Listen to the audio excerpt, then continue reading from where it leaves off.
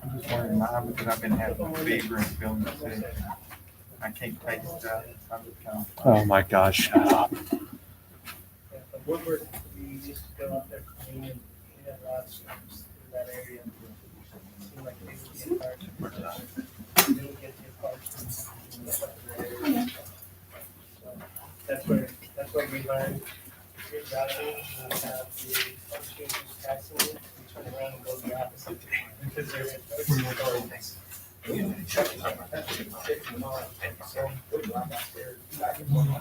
anybody that sees me with guys things that work there? Yeah, we would drive and work all day and work, maybe just work, drive. I think everybody's forgetting some of you guys.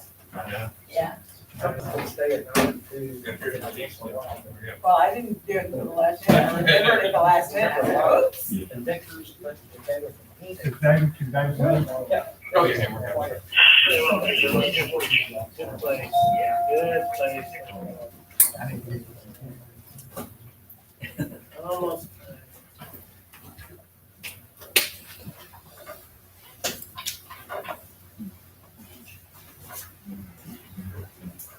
When's your probation?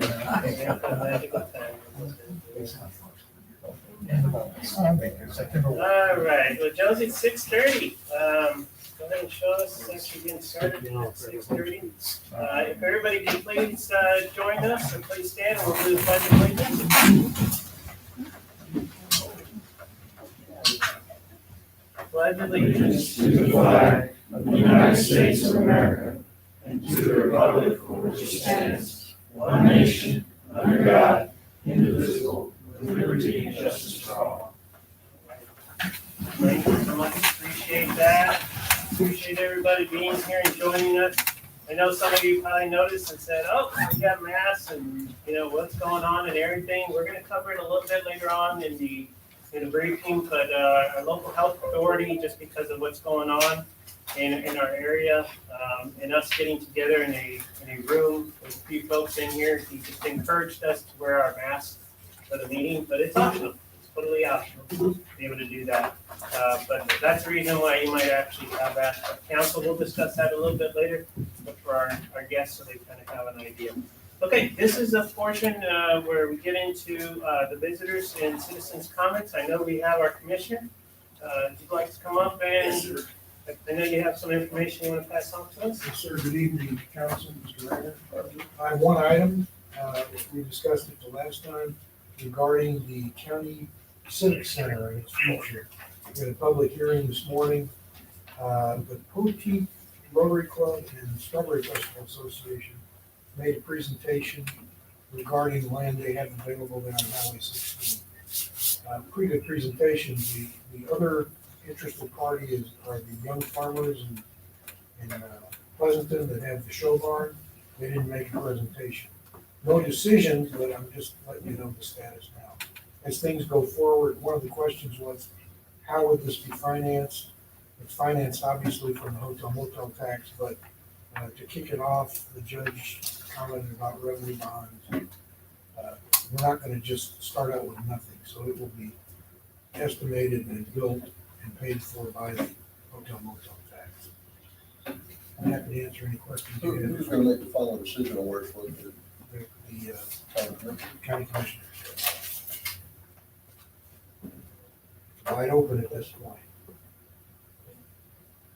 I know there's a few different things going around the county. Medina's County also doing the same thing.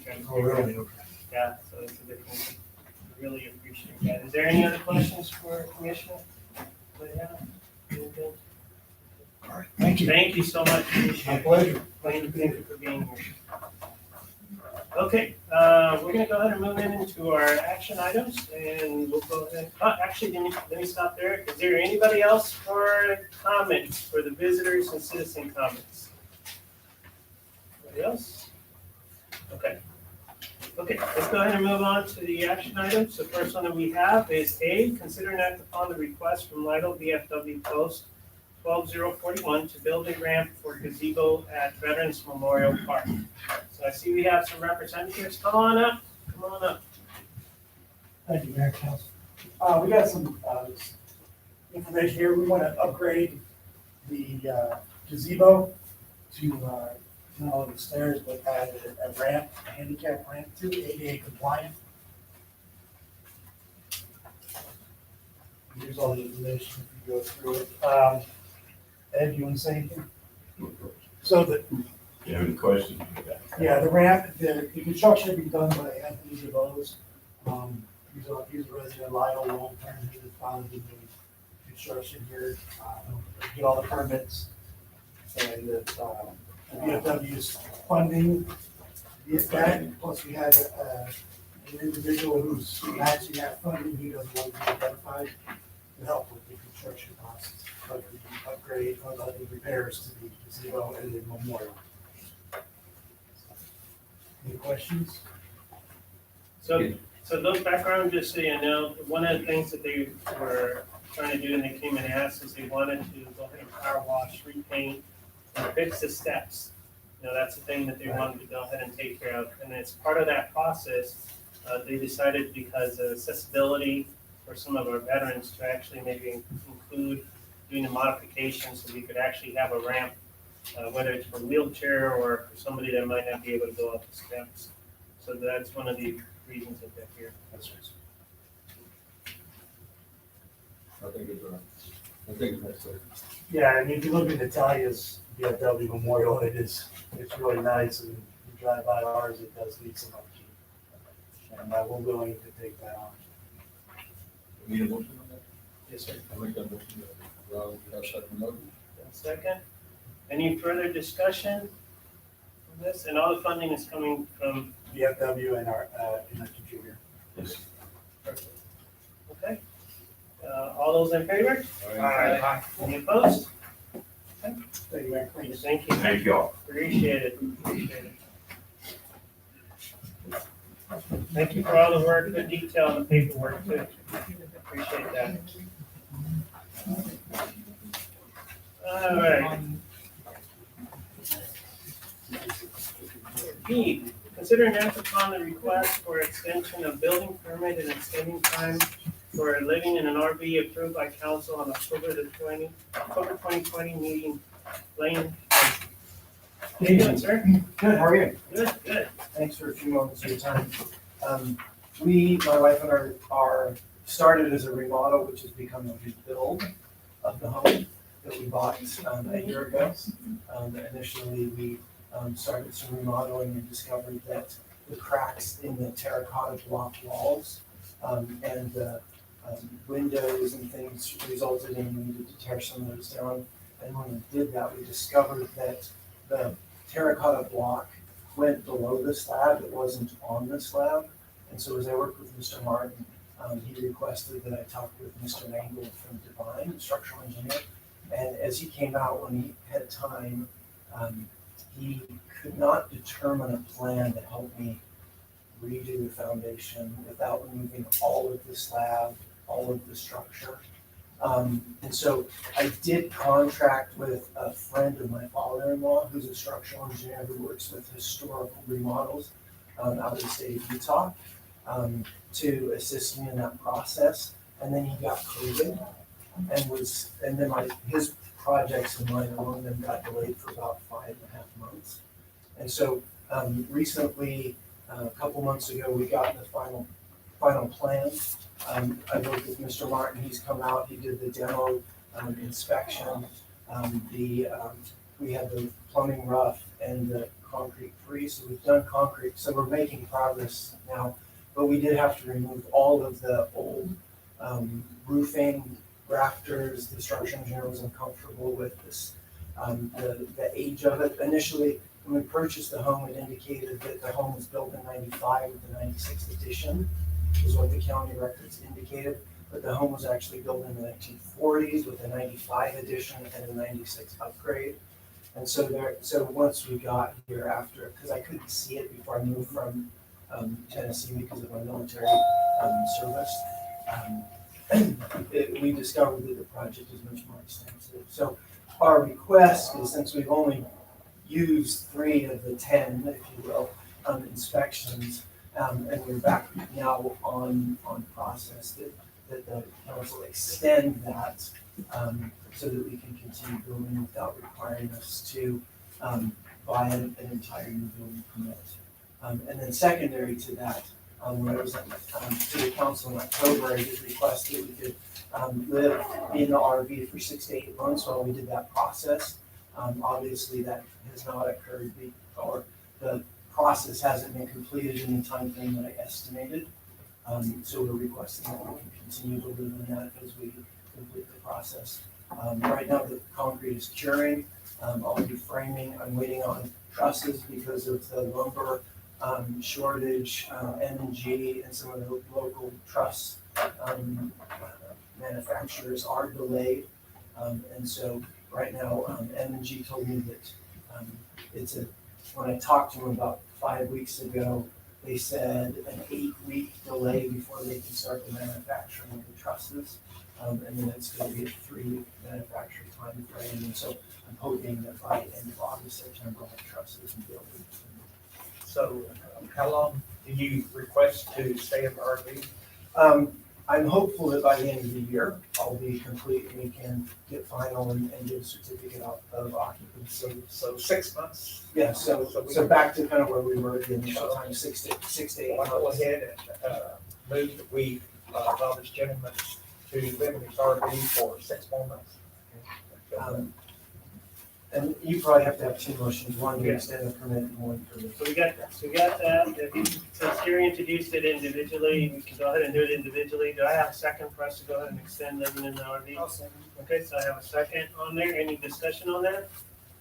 All those in favor? Okay, Thank you. okay. The other one was the extending the building permit. So, you're looking at the same time frame getting done by the end of the year? Yeah, that's the plan. Right now, the only delay is just waiting on the trusses, as the concrete cures, and so hopefully by September timeframe, we should have trusses and then we can continue. Josie? There are gonna be a few additional inspections added to this fee, is that right, because of the. When I talked to Mr. Martin, he said no, because there's, initially we pulled a new permit, the equivalent of a new permit, so it had up to 10 inspections on that. So when I talked to him, he said no, there would be no additional inspections because we've essentially removed all of that structure, and so it's a new build. Okay, Josie, is there anything that we need to take into consideration or anything? well, that's why I was asking that question, to see if there was any additional, inspections required for the previous, and he said he talked to Mr. Martin, and he said no. So basically, what you'd be doing is extending the life of this, and he's got a new set of plans that Mr. Martin's already looked at, and that would save him the $500. Usually when they expire, then they have to get new and repay again. Kind of like y'all did with the Catholic Church a few months ago. So, since we were talking about December, for the living on there, is there any issues with the permit? Doing the same thing, just aligning everything together? Okay. So we're looking for a motion for Yeah, this. based on the exacerbating circumstances of COVID, I make a motion that we extend it at no cost until the end of the year. To the end of the year for December. Put a specific date on it? For the end of the year, so Josie, 31 December? That would, pretty much. Second. Second on that. Any further discussions, concerns? All those in favor? Aye. Any opposed? Thank you. There you go. And then I'll follow up with you if you have any concerns. Please keep the city hall informed Okay. as we're going through this and see how things are coming along and everything. Okay, thank you, appreciate it. Thank you for your service, appreciate it.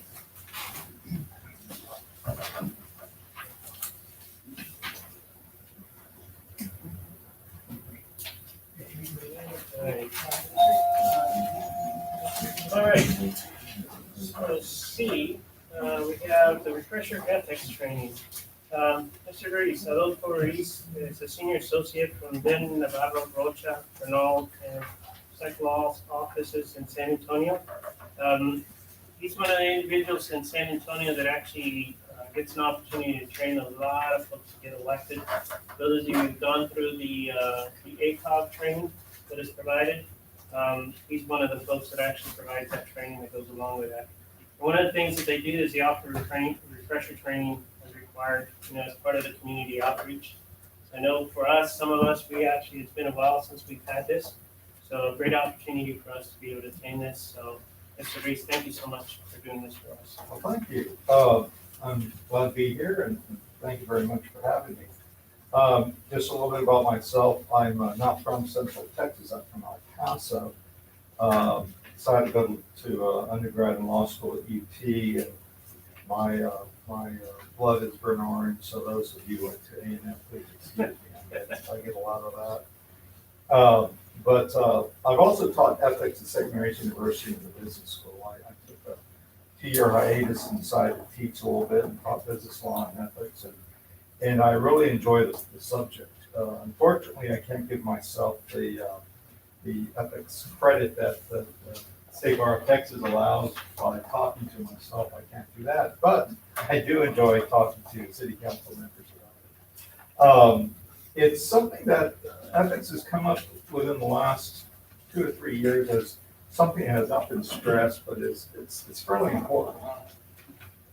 And it has, what I like to talk about is basically red flags. The presentation of the copies of the statutes kind of speak for themselves, but what I like to, if y'all remember, just a couple of red flags. When you see it or hear it and something's not quite right, then there may be an ethics issue there. And there's several types of I guess categories. One is nepotism. Then the other is conflicts of interest. Nepotism is if you go to that cartoon, and yeah, I kind of like to inject humor into these presentations, but contract for a brick supplier to a brick supply to your brother, cement supply to your son, or construction to your nephew, et cetera, et cetera. It sounds like it's sometimes it's shady, but sometimes it's not. It just depends on the community that you're living in. Smaller counties, smaller cities, you can't help have people who live in the community for such a long time. They're going to be established, and you can't help but have those type of I would say potential conflicts, because they're not necessarily conflicts in themselves. And the biggest thing that you need to do is to disclose. And if you're a city employee or your supervisor, let's say for a public works department, and you buy certain things like paint or whatever, and the only the paint wholesaler is your cousin, well, it's a disclosure that you make. The deal isn't necessarily illegal, but you have to disclose it. As long as you disclose it, and you can't get any paint until you gotta go 3 counties away and it costs 3 times as much, well, that just doesn't make any sense. People are generally good-natured, but in order for people not to consider it something that is under the table or something that just doesn't look right, just disclose it.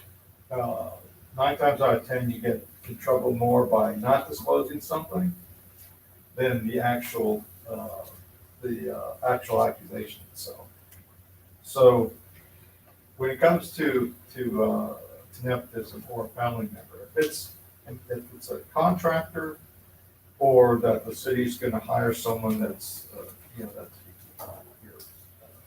close relative or cousin, you get into issues kind of like the what degree of consanguinity that by blood relation or by affinity by marriage, and that's in the in the presentation itself. It's, you look at those items and I could, describe it to you and probably just put you to sleep. But if it involves your father or mother or brother, aunt, cousin, and a sister-in-law, just keep those in mind. And okay, this is fairly close. So let me have a question. I may have a question. You have a question? That's where your city attorney comes in. They'll say, you know what? That's okay, or you fill out the disclosure form, and that's all you need. So it's an issue of recognizing red flags, and you don't want to get yourself in trouble in the sense, because there is misdemeanor charges that could be against individual council member or official member, but you want to just avoid that. And a lot of times I would just recommend, well, just go ahead and disclose it, even though it may be a possible conflict, it may not even be a conflict at all. Just go ahead and disclose it. Another issue is accepting, I guess, gifts from contractors or people who do business with the city. I got this, I used to be city attorney for the city of Hondo. And the city manager called me up and said, one of our vendors gave me some Spurs playoff tickets. And this is when the Spurs were going to the championship. And I said, wow. How much are the tickets? Well, they're free. Well, I know they're free to you, but how much would someone pay for them? And the threshold is $50. And it said, well, it sounds like to me it's more than $50. He goes, yeah, it is. I go, I'm sorry, you can't take it. Even if you were to disclose it, you still can't take it. You just can't take it, period. And that's just one of the mishaps of being an elected official, or even a supervisor of a department in the city. You can just watch it as TV just as well, and you won't get in trouble. So you run into those situations all the time. The other situations are if you get like a Christmas, you get something from a vendor or a basket or something. Usually, if it gets sent to City Hall, you share it with the other city staff. That's fine. If it's and sometimes you used to get those really good pecan pies in those little boxes or whatever. My daughter loves those. So when I was an in-house general counsel, I used to get them. And I go, well, how much does it cost? And usually they're under $50. And so if there's nobody in the office that wants to share it, well, I'll share it. Then I'll take the rest, because my daughter would kill me if I didn't bring home those pecan pie. That was a favorite. But you run those situations, and it's kind of like a vet call. But you and then if you get another question, well, someone wants to take me to lunch to bend my ear, and so it depends who you are as a council person, as an elected official. Some elected officials say no, not at all. That's receiving a gift or something of value. The way I look at it is, if someone's going to buy your vote for lunch, that's a really low bar. They want your time and they feed you. That's fine, but you're not going to sell yourself out just for lunch. No, you go to Morton Steakhouse and then get all that. Oh, okay, you talk about something that's only $50. But if it's regular lunch, or breakfast, a lot of times it's breakfast. Council members are over. Personally, I don't see anything wrong with that. You need time with constituents, and a lot of time is just having lunch or having breakfast. There's nothing wrong with that. Dinner, it depends. If it's with liquor or wine or whatever they usually have during dinner, then, that's a decision you have to make yourself. And you have to see who sees you at dinner, and who sees you at lunch, and who sees you at breakfast, because then it's gonna get around town that, oh, so-and-so's being wined down by somebody else, so. For your own protection, just, consider those issues. And so there's one instance where, and it involves ethics in some respect, but it involves the Open Meetings Act. There were some, I think, commissioners in Bear County who decided to have breakfast at this place in San Antonio. And it just so happened that there was a quorum that was at this, when they had breakfast. Now, it wasn't posted. It just happened where they all kind of were there at the same time. But the note, as far as I know, or as far as anybody was there, so there was no, business talked about at all. They just had breakfast. And I don't even think they were all sitting together. They may have just been in the same restaurant. Well, somebody saw them. Complaint was filed, and then these elected officials had to kind of respond to why that situation happened. Now, they were absolved of whatever happened, but it's just a real pain to go through that. So if you're in a place where there's, you see, oh, wow, there's around 3 or more of us, then somebody kind of walk out the door, or someone go someplace else, or whatever, just to avoid that type of thing. But if it's a place like a carnival or a festival, and that the council members will be there, it's best just to post it saying, hey, we're not going to conduct any business, but it may be a good idea that, there's a festival and we're going to do it. That just kind of covers yourself. But you always have to be aware that somebody is watching. And in a small town, that's not a really hard thing to do. There's always someone who knows you. And they know you because you're elected officials. So that is just something you have to be leery about. The part about conflicts of interest concerning the besides nepotism, which is a red flag, just recognizing that something's there.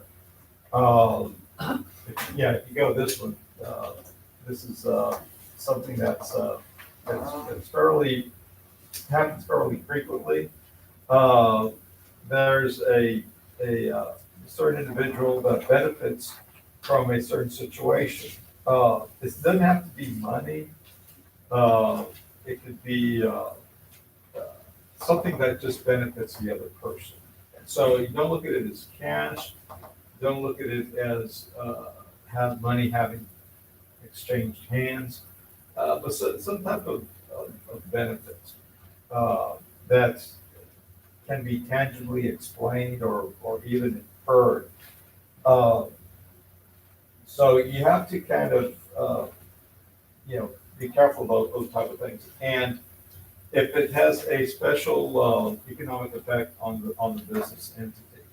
So if it's your cousin's business and you're on the city council, if there's an issue that comes up because, let's say, whatever, they sold something that was faulty, or it's time to renew the agreement, or maybe we should look at other purchasing options. Just stay out of the debate and stay out of the vote. Just disclose it, and then you could still stay at the dais, but don't, I've heard some council members say that, well, I'm a citizen, so I'm gonna leave the dais and I'm gonna come here and talk as a citizen.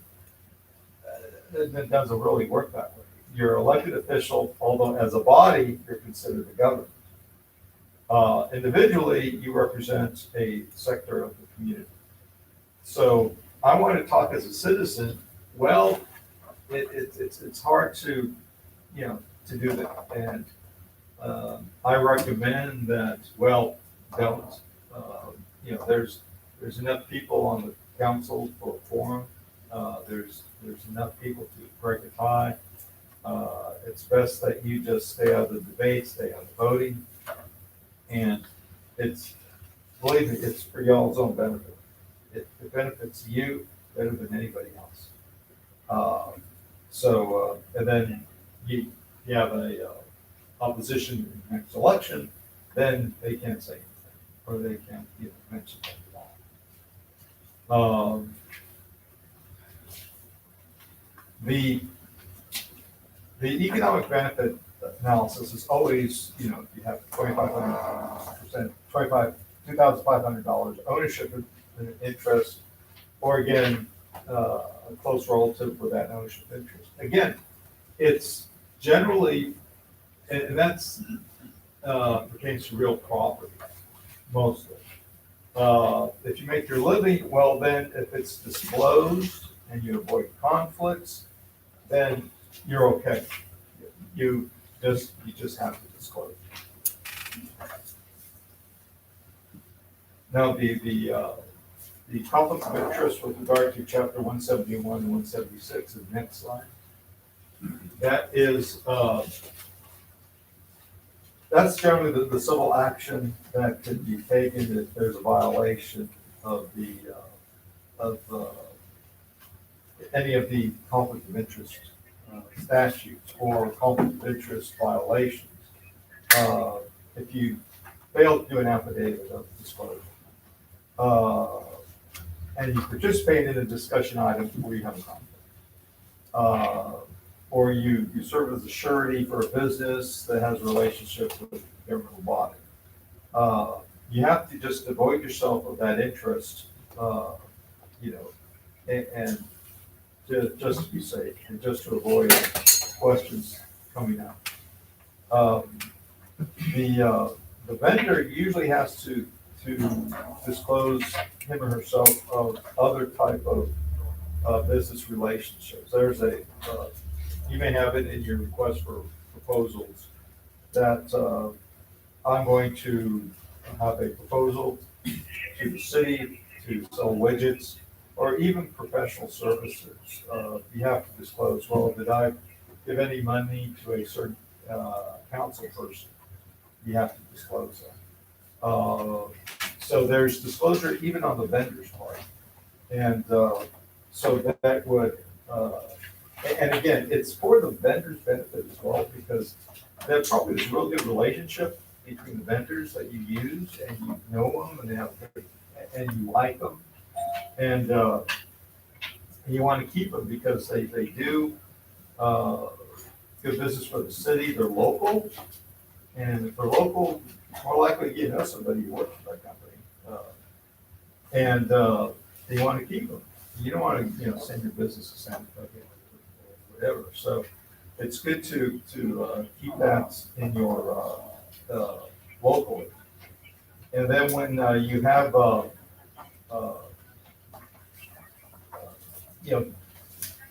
contacting vendors or dealing with vendors, whoever that may be, professional vendors, engineers, architects, attorneys. Usually it depends how much you want your bill to be. A lot of the cities that I work with have either administrator, city manager, or the mayor. And one of those people are the ones who direct those services to be professional. And the professional will acknowledge you through email, whatever that. I am getting, for example, for me, I get an assignment from a city, City of Hondo. I used to represent the city of Kennedy, that we have this water issue. We're having trouble with so-and-so. Can you look into this issue? And to me, that's an assignment, and I email back to the city manager. And I respond directly to the city manager. And that way, you keep tabs on what the assignments are, and you know how to budget. And same with the architect or the surveyor. You want to expand your CCN. I do a lot of water work. You want to expand your CCN area. Well, city manager gets with the surveyor. The surveyor will do the work that's needed for the application. Or you have the architect with regard to a project that y'all, you can have to submit to a review committee or whatever. It goes to one person or a designated person. What we try to avoid, or at least I try to avoid, is a questioning of legal services, like, well, who said to do this? Or what did you do that mean by this? And it's all in the billing that's fairly detailed, but not to, and we consider that, and I'm just using my example, that's what I do. It's attorney-client privilege. But all the city council members can see it, because they'll see, okay, what do we pay for this? It could be even engineering services or any other services. And then you get to keep track of the expenses. Again, with regard to the specific entries, that's attorney-client privilege, or with regard to engineering services or anybody else, that is something to, if you have a question about it, then you direct the mayor or whoever is going to be the point person, and then you get that issue resolved. There's some cities that are large, so we go to the director of that department to procure legal services, or if they have their own city attorney, we do outside work with other cities through their city attorney department, and then that's the point person. So and whoever is doing that, with regard if it's the engineer or the attorney or whoever, you're the boss. You get to, I could give you good information, or the city attorney could give you good information, and we hope that you would say yes, that's a good idea. But you always have the opportunity to question and say, well, tell me why. Why should we do it this way, or why not? And we have to explain ourselves to your satisfaction. The engineer, and it's your decision. The engineer or the architect or the attorney, we're just there to give you advice. It's your all's decision. It's kind of like if I'm a doctor, you have high cholesterol, I say, don't eat hamburgers or french fries. Well, you may not do that, but that's the best we can do. Yeah, we can't get involved and actually serve you the food until you take it away. We can't get involved in your life and your decisions. We just tell you the best advice that we can. And and again, I'm not going to detail it there for you to read, but just recognize the red flags. It's relative, okay? And number two, well, if it's a vendor, do I have an interest in that company that I have to disclose? And again, it's disclosure. Even though you may have a special relationship, you have to keep it professional. The vendor has to go through the process of, okay, well, I got to deal with the city or the city secretary or the person who is in charge of the procurement. If I can't go through Joseph because I went to high school with him. Yeah, Joseph. No, you got to go through, whoever is in charge of that. So, and or you may say, hey Joe, can I get paid earlier than I'm supposed to? Well, no, you got to go through the process, because you don't want to have that burden, and you have to have accountability. And so it's the rule number one. If there's a red flag, recognize it. A lot of calls that I get, I usually it's directed to the city manager, the mayor, or whatever. I'll get a call from the city manager, say, there's a council member who thinks they may have a conflict. Can you talk to them directly? I'm sure I'll be more than happy to do that. But you recognize it, and then you go and you should go through whoever is the designated person to the point person, because it may come out and the council knows, oh, I already talked to the city attorney, he said this. Well, okay, well, when did you do that? And is it on the bill? And because, city attorney has other stuff, that he probably don't want to get free advice more than he has to. But it has to be tracked, and then it has to be paid. And then you don't want to, you want to make sure it goes through the proper channels.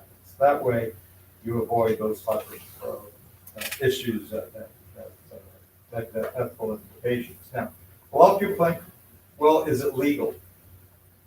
If it's legal, it should be ethical.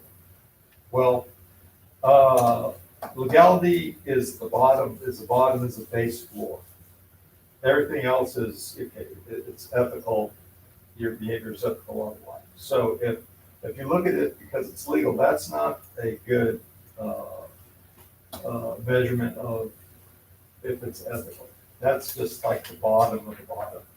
And everything else is, you can consider ethical. And it begs the question, well, why do the attorneys have to give ethical, seminars or ethical issues? It's becoming more apparent the more we practice, because our job as city attorneys or representing governmental entities is to keep you guys out of trouble. I'm a city attorney and I'm a litigator, so I do both. So the prime thing is just we do our job, and if we don't have to say anything in the city council meeting, that's a good job.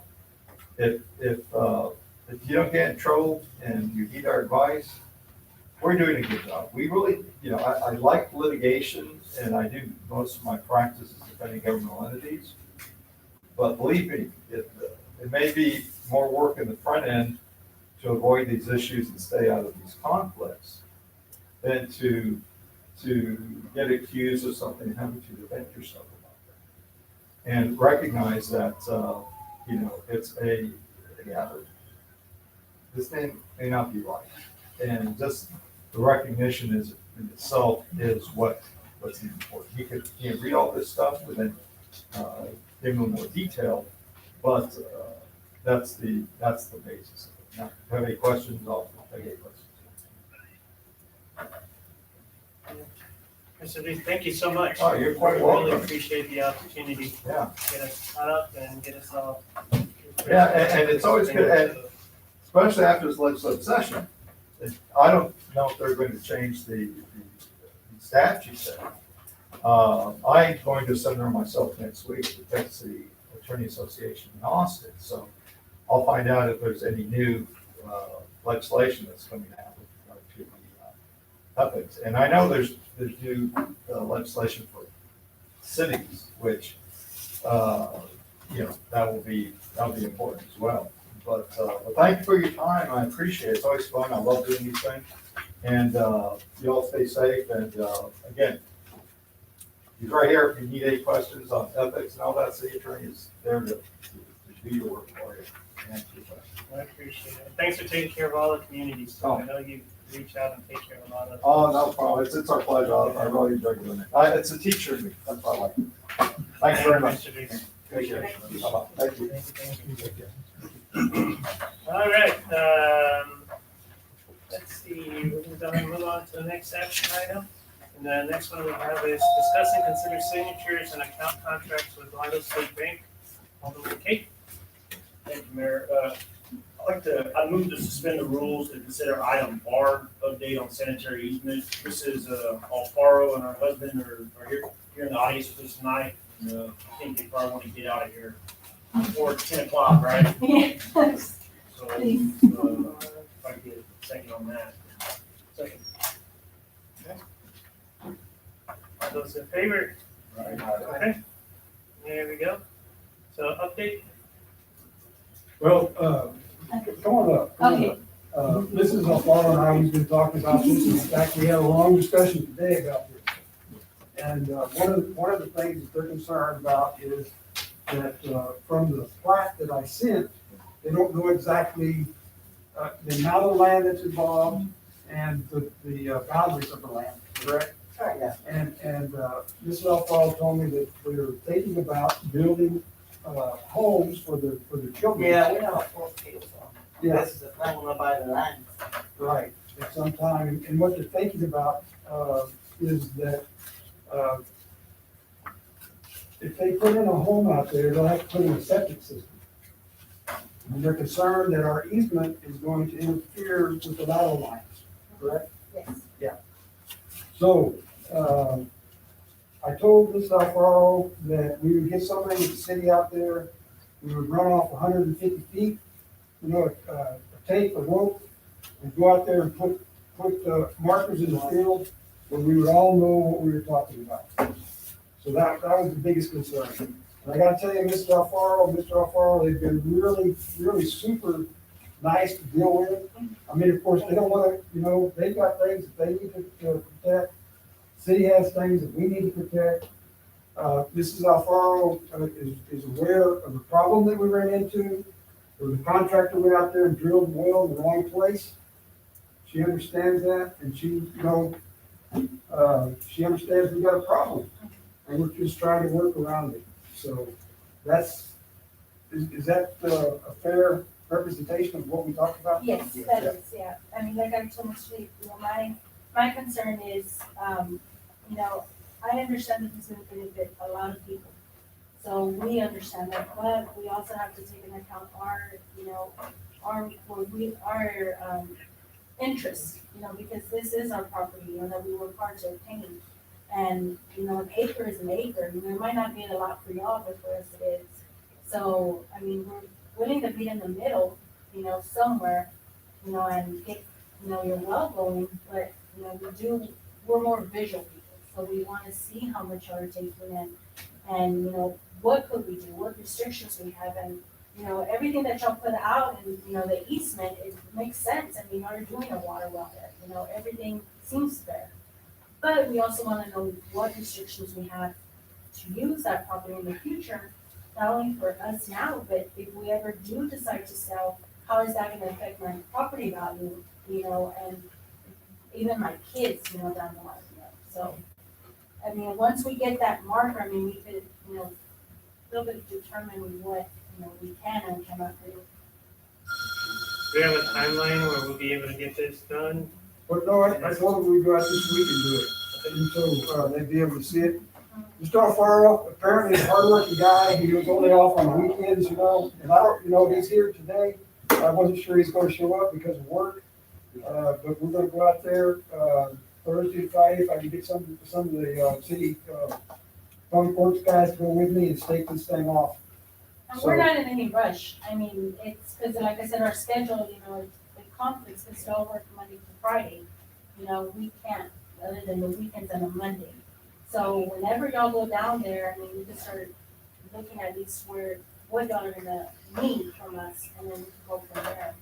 But I mean, we've been very patient with the city, when they started doing that well, and I'm sorry I'm gonna bring it up because, y'all need to know this, and, that when they started building that well, y'all took our property like if it was yours, and not meaning you specifically, but the contractor did that. Because what they did was all that dirt that they dug up from that well, they threw it on our property.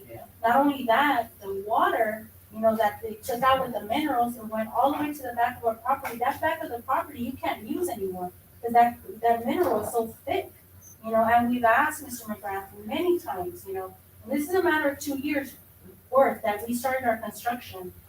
And the reason it took us 2 years to build our home is because we're doing it ourselves. We started our concrete, and the guy that was supposed to do our foundation, he ran off with our money. He ran off with $19,000 of our budget. So that cut our budget really, really tight, where now we had to do the frames. We had to do everything inside, other than the electrical, because, the CPS needed an electrician. But, it cut our budget down.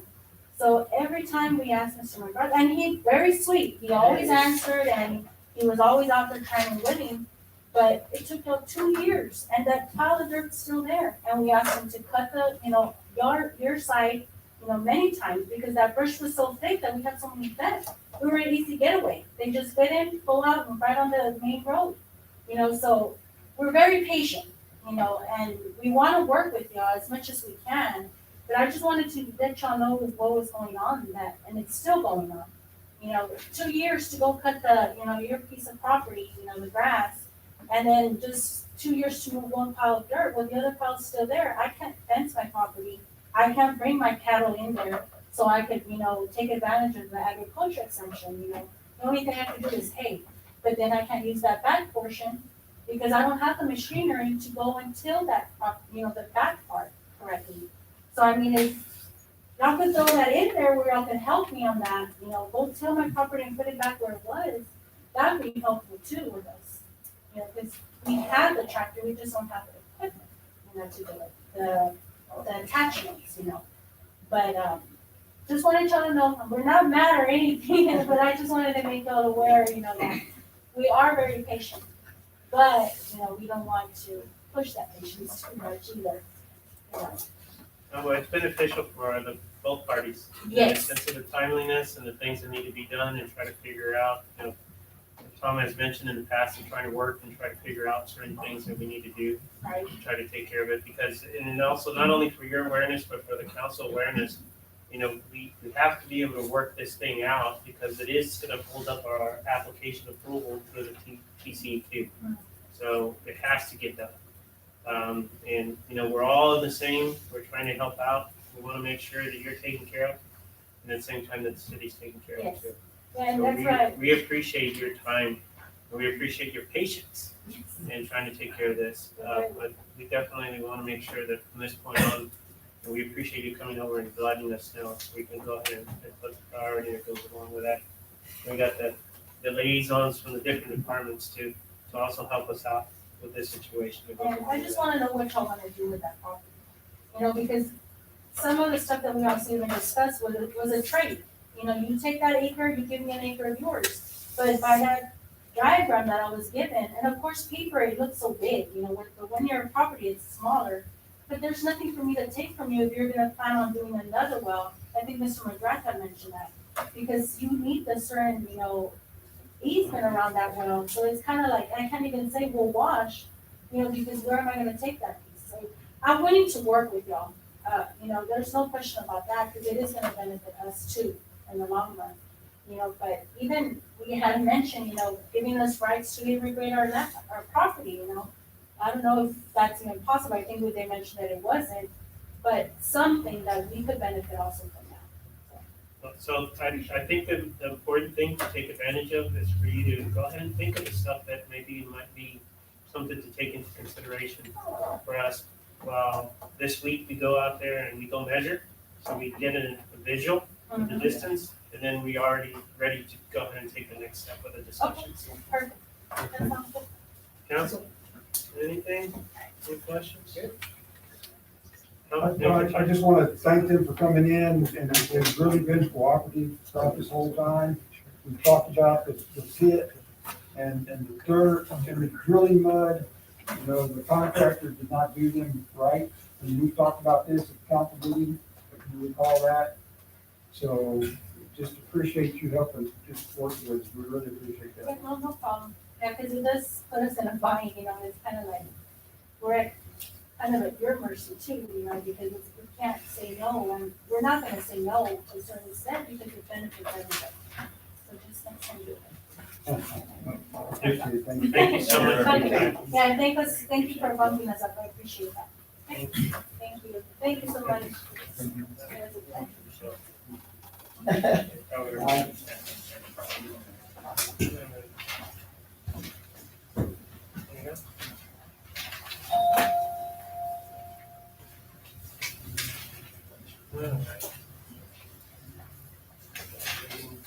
Sam will be right back.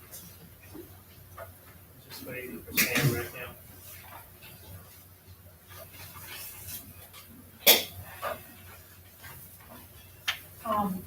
You talked to Rex about them shredding again, right? It's just been too wet.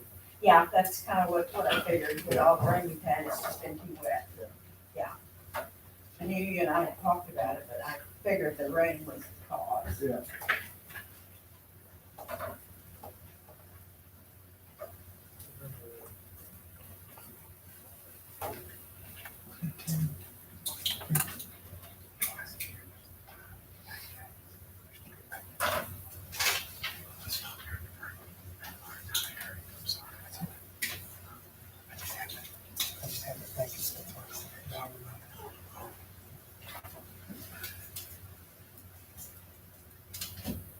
That lawyer guy sure did make me hungry talking, kept talking about food and Ward Steakhouse and everything. Then he goes burgers and fries.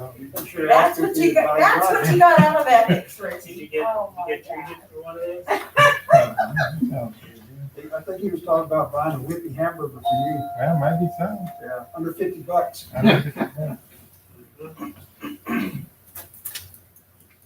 I must not be that important. Nobody ever wants to wheel and wine and dine. It's either that or you're cheap, so. Yeah, maybe so. Somebody don't want to entertain you because they know you. Yeah, Oh, maybe so. that's gonna cost a fortune. Definitely gonna be over $50. Quarters of a laundromat, I heard. Yeah, oh my God. All right. All right. Okay, so let's go ahead and go back to D. We're gonna go ahead and discuss and So consider no action signatures. on that one? Yeah, it was just an update. It was just an update. So D was discuss and consider signatures on the agreement contracts with Vital State Bank. So, over to you, Charles. Thank you, Mayor. I move that we pass a resolution authorizing the people who occupy the positions of mayor, mayor pro tem, city secretary, assistant city secretary, finance director to be signatories on the city's bank accounts. That any bank transaction requires 2 signatures of the above authorized positions. What is it now? What's the, who signs now? Okay, Well, I mean, right now, the ones that were on there were the mayor, mayor pro tem before, and then Virginia and myself. Now, it's been different through the years, but, there's an item that we're gonna get to in a little bit. Charles is going from this.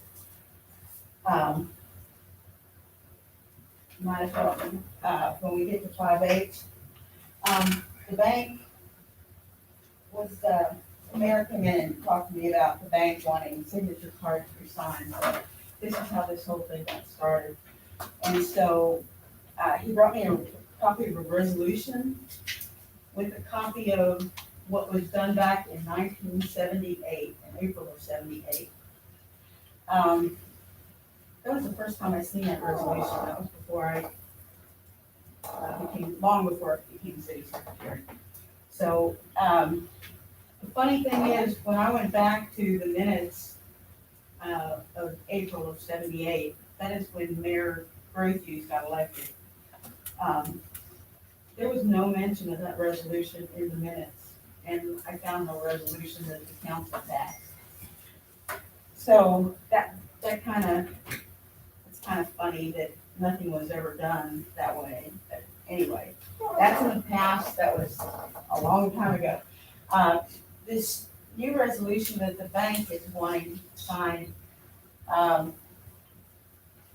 if you go to 5H, you'll see it. I attached it to you.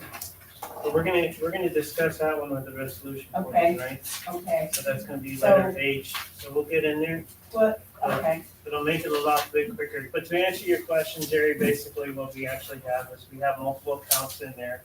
The regular accounts, and then we also have the CD accounts. Multiple accounts, we have different signatures on there. Fortunately, some of the accounts still had Mayor Fincher in there. Yeah. You still Jen have and I have Fincher in been there. signatories. So we had that and so we needed to get them cleaned up, without a doubt. Because full signatures are different things. But the one thing that we really needed to fix too, and Charles, I do appreciate what you actually put on this motion, because it makes it a lot easier. But the other portion is that we had all of our CD accounts that only had one signature, and that signature was Joseph. So for banking practices and financial practices, you're always supposed to have 2 signatures on it. So what Charles is recommending in here will take care of that, without a doubt. We don't need to worry about that, but that way we can go ahead and take care we can take care of all of our accounts, both regular accounts and CDs, and we're gonna be consistent. Charles, you make a motion to this? Yeah, let's run it out, what I read. I'm here, you gotta make Okay, a motion. got it. Yeah, that was my motion. Oh, okay, I second it. Okay, so I have to do it for discussion, because I got, Just a comment, I had a discussion this morning with Debbie Frazier, who's the lead auditor on our audit.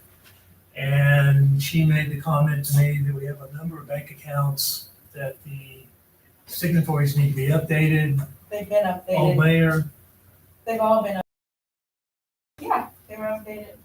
okay, because information from talking to the bank last week was, Well, I okay, don't know who she talked to at the bank, but they've been updated. okay, very good, but Like Mr. Ruiz was saying, I'm going to tell you that I'm a director at the bank. And I've talked to Randy Garcia over there. And we kind of got the cart before the horse on this thing. What we need first is what Charles is making a motion for right now, the resolution. And then the resolution, what they were talking about, the signature card for corporation, it's just a certification from the city that this resolution has been made and passed by the city council.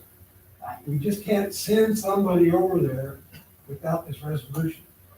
That's the whole purpose of this. Excuse me, so once that's done, then we can sign the signature card and get all those accounts squared away.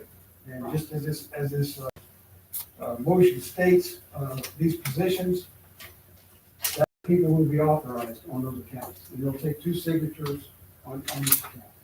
So that will take care of that, and the auditor should be happy about that. And this, I have not been aware of this situation. The documentation that was over at the bank was not sufficient, and I've told the bank that. And they're waiting for this resolution, and then we can move on to the signature card. So that is in the past. Randy Garcia, we're ready to get this thing cleared up and just move on. So. Question, the way this is worded here, it just lists the positions and not the people's names. Yes. So that's the proper way to do it. It doesn't matter who fills these positions. So if we get a new mayor or any other you should position, get updated. Right. they would update with the bank and get new signature cards. Yes, sir. This resolution would cover time in the future without a Yes, sir. specific name. Yes, sir. That's Okay. correct. So we're not gonna have to come back and do this all the time. Randy was telling me that there's an organization in town, every time they have a change in officers, an organization has to pass a new resolution because it's been specific as to the names. Right. That makes sense. And we just want positions. So, but you still have to have a letter with the city seal on it saying that these people are current occupants of these positions. That's correct. So, any further discussion on that? We got a motion on that. Tom, is there any issues with us going ahead and moving this? Or moving and going and taking care of this before we do the resolution portion of it? Well, Go ahead and vote on that. This is a motion to pass the resolution. I think we have duplicate items on. Yeah, well, Same thing. That's what I'm saying. That's why I was trying to explain 5/8, because I think 5/8 and 4/8 and 5, Yeah, and E 4 is another- and B are one and the same. Okay, so Charles, can you go ahead and make an amendment to go ahead and mention that we're doing 4D and 4H? To take care of both of those? Yeah, I would just, I'd like to move to amend my original motion there to include item 4H, that we adopt corporate authorization resolution of Lotto State Bank along with our city resolution. And I amend my second. And a second, any further discussion on that? All those in favor? Aye. Any opposed? Thank you. Appreciate that. Thanks, Charles, for that. Appreciate it. Okay, E, status on the audits. Alderman Kate. Well, yeah, it's my item, but I wanted to give Edward extra floor time tonight to update us all on how our audits are going. I can just speak more clearly without a mask, so that's fine. So, You're good. had a discussion, lengthy conversation this morning with Debbie Frazier, talking about the audit. The draft report of 2019 audit should be done by the end of this month, Friday.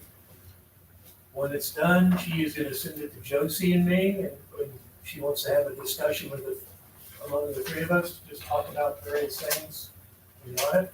And then she's gonna go back and finalize it, and she'll send it to you. And you should get it, within 2 weeks after our discussion. So you can get it mid to late August. So this is a draft for 18, This is just 19. 19. And she's gonna do two separate reports for 19 and 20. So she'll have 19 to you, to us, middle to late part of next month, August. They are coming back, the auditors, for their final visit to wrap up fiscal year 2020 on August 18th and 19th. She'll submit a draft report on fiscal year 2020 by the end of August. And I assume she's gonna want Josie and I look at it, but I think the 2019 is gonna have the issues that she's, typically an audit, they always find some things to write you up about, regardless of whatever it is. So most of those things will be in the 2019 audit. 2020 audit should be much easier to follow because one, we've given them a lot of information on 2020 already. So you should get separate reports on 19 and 20. You should get fiscal year 2020 by earlier mid-September. Okay. So you're gonna have about a 3 to 4 week. Right, and we're gonna be, so we're still gonna be able to get caught up. Yeah, we will be by done the end before of this year fiscal end. year. Year end is the end of September. So we should have it all done. And she told me that, because I asked her point blank. She said, we'll have this all done before the year end.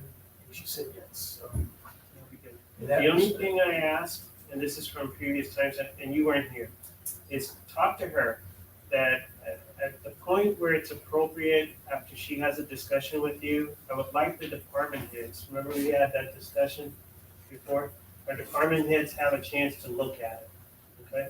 So before it gets presented to us as a council, that the departments have a chance to look and review it, okay? So talk to her based on their expertise, see what works. So it would be good, because once it comes to us and it's getting briefed, if there is a finding, the department, I would like the department head to be able to talk about it. So before it goes to you, you want the department heads to have to see it. and Talk to discuss it. her, whatever she recommends would be the appropriate step.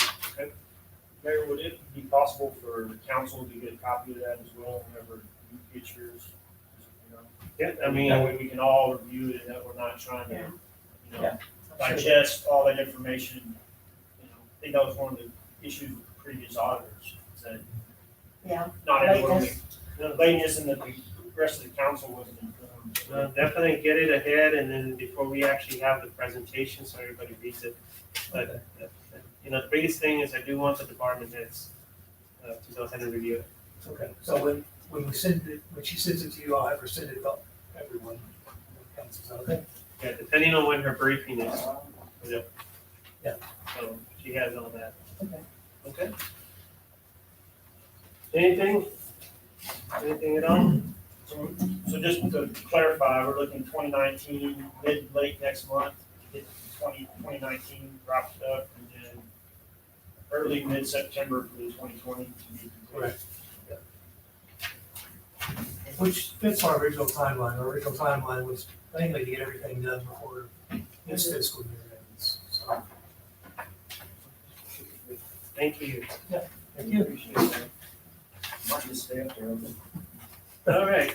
The next item we have is F, discuss and consider the status of 2021-2022 budget. Alderman Kate? Yeah, again, I just want to give Edward a lot of time to talk to us tonight, because I know the last council meeting that we had, you know, we were looking for the money still, we were gonna make up the deficit. So, I was was out of town last week, I was on vacation, I was thinking about this deficit a lot, and, I'm just, well, I'm not saying I'm worried about it, but I am a little concerned that the deficit is $350,000. And I'm just trying to talk through all the different options that, we can do to, I know that we have another budget item later in the agenda about budget amendments, but I think Yeah. before we get to that, that that's a lot of money, so what can we do to, make up that deficit? Or, When you say 350,000, are you talking about all of the budgets or you? yeah, all the budgets. Okay, all right. Well, that's where we're gonna have a budget workshop next week. Okay. We were waiting on getting values. I did get values today. I had predicted that by the time the protests were done, and mind you, they're not done yet, but we did get certified totals. I had predicted 10 million loss. Guess what? 10,500,000 loss. So, that estimate that I've given y'all that for every cent that we collect is $20,000 is actually about $19,100 because of the loss in value. So, just keep that in mind. Yeah. And I didn't receive the one from Levina County until 4/26 today. So, I will be sending it all over to our chief appraiser's office so that they can start calculations. Well, I just got, back from, the appraisal district this afternoon, and they came down on mine, so I figured they're gonna be coming down. If people went to go, protest, they probably went down on you. So it's probably gonna be a little lower from the Union County as well. I just, I know that there's some things that we've talked about in the past about, possibly having an election to raise the tax rate. Is there anything that you can tell us about that? Josie and I have been talking about this, and the proposed budget proposes certain things that are significant expenses that, like the city manager, city administrator position, and that, has a decision even been made yet if that's going to happen? So, I don't know if that decision needs to be made, because I don't have that position represents almost more than $100,000 of expenditure. And I don't, so. It's actually, it was 90. Well, the salary was, but the additional. You had salary the part, you that's had on- the benefits and it's $112,350. That's with that's on the high end. But, we definitely need to just look at all the options. And I asked to go ahead and talk to our finance advisor also. Go ahead and talk to them and try to figure out the things that we need to do. Look at everything, the options. I mean, when I'm looking at the math and stuff, and we're looking at about 860,000 in CDs. We got 91 out of the CARES. We got 759 out of the ARP. That's a total of $1.7 million. That does not include anything that we actually have currently that is available in our balances and what we have in our bank account. So if you put everything together in a sense of cash flow, and things that you actually have, we're looking at about, somewhere around 3 million, 3.2 million that is currently out there. So, and that's on the low end. So I'm just saying, let's look at options. And I know we have to have reserves. Talk to our financial advisor, find out how we can do certain things, because personally, I think the things that have been brought forward are important things for our city. And if we have to talk about how we can adjust to make things work, to be able to take care of that, we need to have those discussions. But I will tell you, we are at a point right now that we do need to have somebody, whether it's a city administrator or city manager, whatever you want to go ahead and go down the road, and there's prerequisites for everything. But we're at a point right now where we do need to go ahead and make that decision, and we need to go ahead and have somebody in place to kind of help us out. It's not going to get any slower, and it's not going to be easier, and we need to have the capability to be able to manage our city. It's just proven. It's proven. And it's going to happen very quick. If we don't make a decision to try to help that out or figure out a way to bring in somebody to be the city administrator or city manager, we're looking at a year and a half from now before we are able to make some sort of adjustment. Unless we get a lot of money from somewhere and we decide. But, I mean, honestly, we have to make that arrangement. And I can't overemphasize that to our council, where our city needs to have somebody to fill that position where we're at right now. You know, I'm with you, Mayor, that we are gonna need a city administrator. We can't have a city manager because we're, you know, we don't qualify for a city manager. The only position we can have is a city administrator, which currently does not exist. So, you know, we're gonna need to go through the whole process like y'all went through last year, creating the position like we did with the finance director. I mean, that's a lot of money. I mean, our finance director, himself, he just said that's, you know, with the benefits, that's over $100,000. And what do the auditors recommend as far as having in reserves for the city? 3 to 4 months. 3 to 4 months. So how much are we looking at there? Each month's about 300,000, so 3 months, about $1 million. Yeah. Payroll and AP combined in 1 month is around 300,000. And how much of that money in the CDs is untouchable? Although most of the CDs are earmarked, Now, Most of them are mature. well, they're matured, but that doesn't mean that they're not earmarked or something, they're put there for a reason. But I understand, but I'm just saying, in a sense of putting the numbers together and how you look at it, you know, just being able to take a look at it.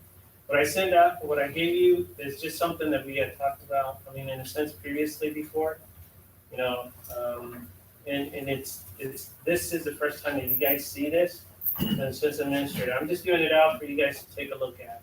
Well, I kind of agree with Charles. Eventually, we're gonna need a city administrator, but right now, we don't have the population to bring and taxes for that position. I was waiting a year or two. I think that we'd be better off adding an additional public works employee or another, you know, working for City Hall or another police officer. You know, we need more people out in the ditches. And we need more people just sitting behind a desk. I know that there's work orders that don't get filled, and that, you know, the ladies down here at City Hall, they're swamped all the time. And I don't see a city administrator coming in and doing those, I hate to say menial tasks, but job tasks that are beneath the position of city administrator. You know, we could hit the amount of money that we'd be spending on a city administrator, we could hire 3 people. And there's probably other places where we can make adjustments and we can hire other people too. But you gotta take into consideration where we're at right now, what's going on. And we can go ahead and talk about different things that have happened, but the administration inside our facility needs help, okay? And it's at the top level, it's not at the low level. Josie, in the sense of the technical side and the level that she actually operates, she takes care of what needs to be taken care of. But we have all just gone through different things that have popped up, whether it's different ledge violations, whether it's administrative writings, warnings, things that have come up, things that have happened. We just finished talking about the signature cards. We had signature cards that had a previous mayor that unfortunately has passed away. There's administrative things that somebody needs to be overseeing and making sure. We need somebody that when the council decides, hey, we're gonna go ahead and take care of this, that they're gonna go ahead and manage it for us. Right now, we're spending time ourselves trying to help different things. You know, we got somebody actually putting together and working on the handbook. You know, notice on here, Human Resource Director on there. You know, that council has developed the job titles, has looked at the HR position, you know, done the evaluation performance, feedback sheets. Sam and I going through that. So we're doing a lot of stuff internally ourselves. That is something that a city administrator is supposed to be taking care of. You know, managing the programs the different contracts that we actually have. Same thing, some of us actually pick it up and we decide to go ahead and help that out. And we're taking it out of our own time to be able to do that. That is the city administrator's job to take care of those requirements. We're gonna have a budget workshop next week. Is this something we're gonna discuss in depth more? Yes, because we need to get the final figures together and everything. We need to go ahead and talk to Mike and find out, or Mark, I'm sorry. We need to get all the options out there. Take a look at everything and what we have. And honestly, if we have the opportunity and we say, hey, let's go ahead, I talked about, somebody within. If we can go ahead and bring somebody in within and kind of minimize, maybe we don't need to spend as much of that money. But we need to have a designated person to be our city administrator to help us out. There's a lot of different things that are in the managerial side, and they're not, and I know what you're talking about, Charles, but honestly, there's a lot of things. You worked on the sidewalks and putting all those things together and coordinating and everything. That's not gonna stop. The way that we are right now is not gonna stop in a sense of having to put additional assistance. We need a city administrator to manage these things and oversee them and take care of them and get involved with it. So, I like I said, Mayor, I agree that we're gonna find ourselves in that position, but right now, thankfully, all that development's not fully fleshed out yet. The next 5 years when it is, most certainly, but how are we gonna afford it? That's my question, because that's a lot of money, 350 in the hole. I know you said we're gonna talk about it and see, what we cut off, Ms. Comfort, but, our preliminary budget is, we're way off from where we need to be, and a third of that is from that position. So, that's what I look at whenever I'm trying to trim up stuff. That's a new position. Let's work to get that in there in the next couple of years, but right now, this city, I'm with you, but this city cannot afford to wait a couple of years. we can't spend the money if we don't have it there. But we haven't looked at the options. What are our options? That's what I'm saying, is taking a look at all the different things that we're buying, whether we have some sort of different certificates of obligation or different things that we can fund based on the color of the money that needs to be used. We gotta look at all those different things to make it. But we're gonna do that next week. We're gonna do that next week. Yeah, we can't tonight, we don't have to. We're gonna have some timelines, we got some deadlines that we gotta meet, correct, Edward? That if we don't come to a decision that opportunity to raise that money's out the window. Well, and, there is this de minimis tax. It's available to us. Since 2020, state of Texas allowed cities 30,000 or less the ability to raise taxes up to 500,000 if it doesn't approach a certain threshold and trigger an election.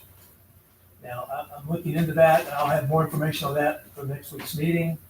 But that is an option out there available to us. It is a tax increase, but it doesn't require voter approval. How much would that increase the tax rate for the residents? I don't have that number yet. We don't know until we get these numbers over to the appraiser docs. That's the first thing. They'll figure the minimum rate for us as well. They will figure it for No, us? they'll figure it. Okay, so I guess my I'm question already though, alerted them. if we were to take this to an election, right, and what happens then, right? Well, the minimus does not require an election. That's the good thing about it. What is the minimum? We found out for the minimum? We have an idea of how much that rate increase would be, ballpark figure. Well, let's put it this way, if we raise 500,000, right here, that's over a quarter, because I told y'all it was gonna be less than 20,000 for every cent. Think about that. So we're looking at 25 cents. Yeah, to raise 500,000 over that. 30 or 40% tax increase, right? Greater than 50%, it's Well, people 25 aren't gonna be cents. happy with that. Nothing personal, Well, but just think about it, if you're That sounds gonna pretty try to raise another good. $500,000, and I'm telling y'all that each cent is gonna take in, 20,000. about $19,000. We gotta look at options. We gotta put everything, get Mark involved, take a look at the taxes, take a look at the money that is available. Once again, look at the money that is available that can be used without putting us in any kind of risk and be able to take care of some of the stuff. Well, So, I thought the de minimis raise, you can raise that, but if it exceeds a certain thing, then it can trigger an election. Exactly, that's the way I understand it. And if that election, if we lose, then it goes back to the current rate, correct? That's my understanding, yes. that's correct. Or does it go back to or have they changed that law to where it goes back to the voter approved rate? Once upon a time, it reverted to the previous year's rate. So But I go think back that to might this have rate that we been- have. That might have been changed to where maybe the voter approved rate now. Do you remember that? I don't Look at the we'll have options. this information for next We week. need to get the numbers based on what we're gonna bring in from the different counties. We need to get those numbers, figure out the gap, and then try to look at all the different options we have in there. But I'm saying, just look at everything that we have available and look at other ways that we might be able to fill the gap. And once we get done with that, if we can't, then we can go ahead and have the discussion and figure out what we need to do. But it's not good for us to just focus on what we actually have, what our budget, and just say, well, we can't do it. Look at options. I'm looking at numbers. There's money there that is available, different colors of money. You might have to figure out where to get some of that money to be able to take care of some of that and bring that gap down that goes along with that. So take a look. We'll cross that bridge. Yeah, I guess, yeah, we're gonna have to. Well, I'm gonna tell you that you're running into a deadline. If you do go over that, when we start the rollback, or even if you do the de minimis, if you go over that, people can petition for an election, and then you're not gonna have enough time to have this election in November. And then what that's gonna do, it's gonna push you into May. And then if they vote against it, if they don't vote for that tax increase in citizens, you're gonna have to pay all that excess money back plus interest. This is the same thing as what used to be called a rollback rate, and every tax school that I went to, But there's, they urged you to stay away from that, because there's a lot of cities and counties that went bankrupt when the elections sent them back to the previous year's rate, and they had to do the refunds with the interest. There's a lot of cities and counties that have gone bankrupt when they did that. totally understand it, but we're not at that point right now. And I've been talking to Josie be keeping us and telling us the dates, not only for us to be able to publicize it and get it in the paper, to make sure that we actually follow in the timelines that we have. So the workshop, which we're gonna talk about a little bit later, is supposed to be on the 3rd. So that's giving us an opportunity to go ahead and make those decisions and try to figure out. We can't make those decisions unless we got the figures. That's why we couldn't put it on the agenda for today. Now, it was put up for us to discuss it, but we need to get those numbers and try to figure out, and we need to get our financial advisor to go ahead and help us out. Present all the numbers that we have in our accounts, where they're at, what we actually have. Take a look at everything and look at options. Okay? Look at options. That's the important thing. And if we need to make adjustments, we make adjustments, once we rule everything that is presented in front of us. Okay? So, food for thought. So the item was just an update on there. There was nothing in sense of action. Is there any other questions or any concerns on that?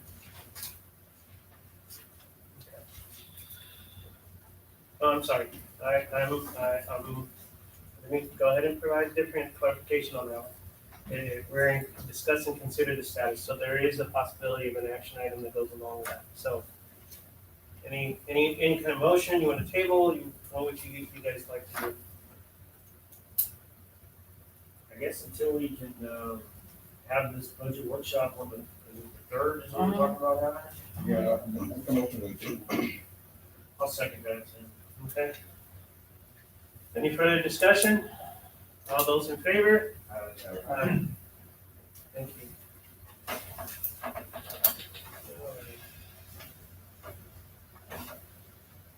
Let's see, it's gonna be 8 o'clock.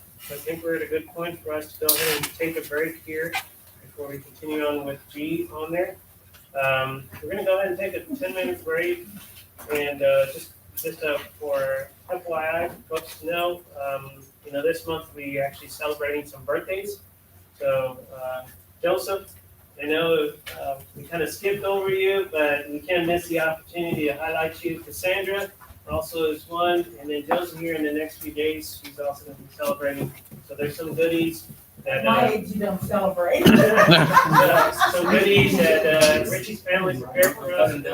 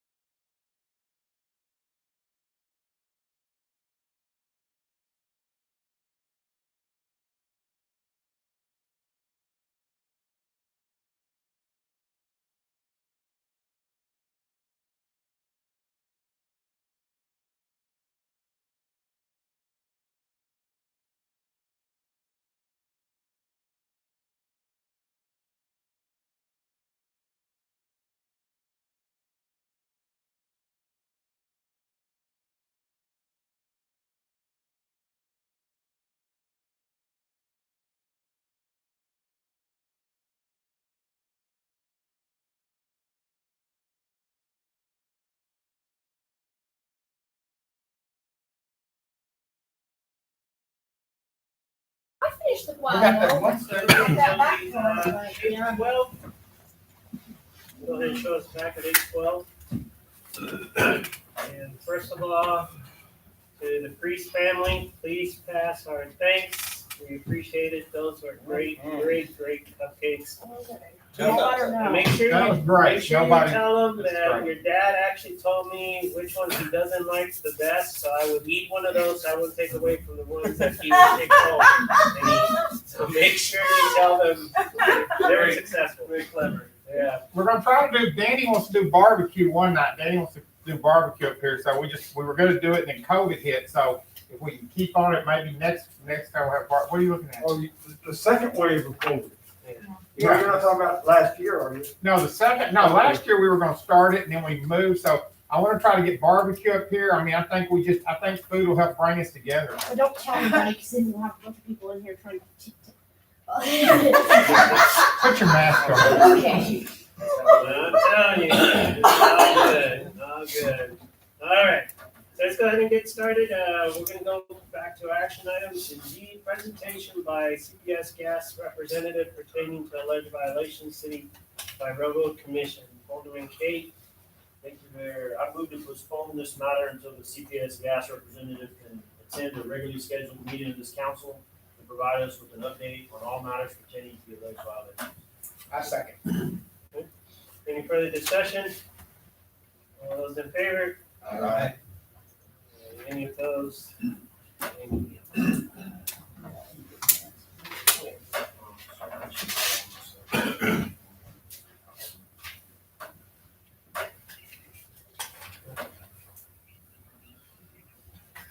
Okay, H, consider and act upon adopting, well, we already took care of that one, so that one is taken care of with 4D.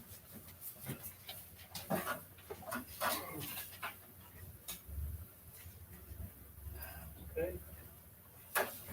Okay, I consider and act upon adopting ordinance lowering speed limits to 25 miles per hour on Via Street, Lytle, Somerset Street, North Benton Street, North Perry Street, and Somerset Street, north and south. And I think, Tom, you actually passed out a ordinance? And it just, that's exactly what it states, that the speed limit on those streets is going to be reduced down to 25 miles per hour. Sets a penalty of $10 to $200 for each offense, Class C misdemeanor, traffic offense. And it will not go into effect until the speed limit signs are erected. Tom, I have a question. Is it, and Mr. Eisman's compa, but is it the Somerset Street?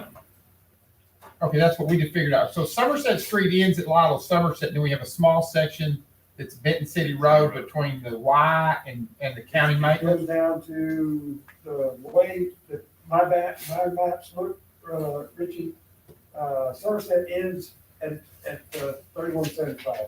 Where 3175 starts, that's where Somerset ends. Okay, that was my, Okay, so that's, We don't have Benton City Road? yeah. So, but so then there, there's no Benton City Road. On my map, it was definitely 3175. Okay. so we So have a then few it is, homes, so then Somerset goes all the way to the state limit, is what Yes. you're saying? but there are a few Richie's homes. asking that. Well, there are a few homes there that their actual 911 address is Benton City Road, but Yeah, it's in Benton the city. City Road. Well, do we have a Benton City Road, or is that just what, colloquially, that's what we call it, Benton City Road? That's kind of been what everybody calls That's it. the official address for delivering like Okay. Amazon. Oh, hey, listen, I'm issuing 911. citation, that's, I mean. this sounds is gross. 2790, you know how many people we have on there that are using the McDonald's Street Well, that's address? because the 911 address is McDonald Street. It is, Well, I don't, George Harris's house is Benton City Road. you guys are going to enforce it, where do you want me to put it? I'd like to see it at the, when the Ascos County maintenance ends, it starts there. That's state maintenance. State maintenance ends, I'm sorry, when the state maintenance ends down there by that tree, Well, that's what Tom made it. yes, but Turn is, I'm calling, Somerset Street all the way from 132. Let's see, Somerset Street for its entire length from its intersection with the regular okay, street so to its terminus with FM 3175 south. then that sounds good to me. Okay. That's, That sounds good. Thank you. have you gotten a count of the No, signs? but we're working on it, but Yeah, I'll have something by the day or so. I was afraid they weren't gonna pass this. I didn't wanna waste a bunch of time. I'm gonna make a motion to go ahead and adopt this, speed limit ordinance, 25 miles per hour. Okay, we got a motion, got a second? Streets. Sam, okay. Any further discussion on this? Okay, the only thing I would say is, I know we're gonna work on the signs, but, we probably definitely need to push the information out once we're getting close, letting folks know, as much info to let people know as best as possible.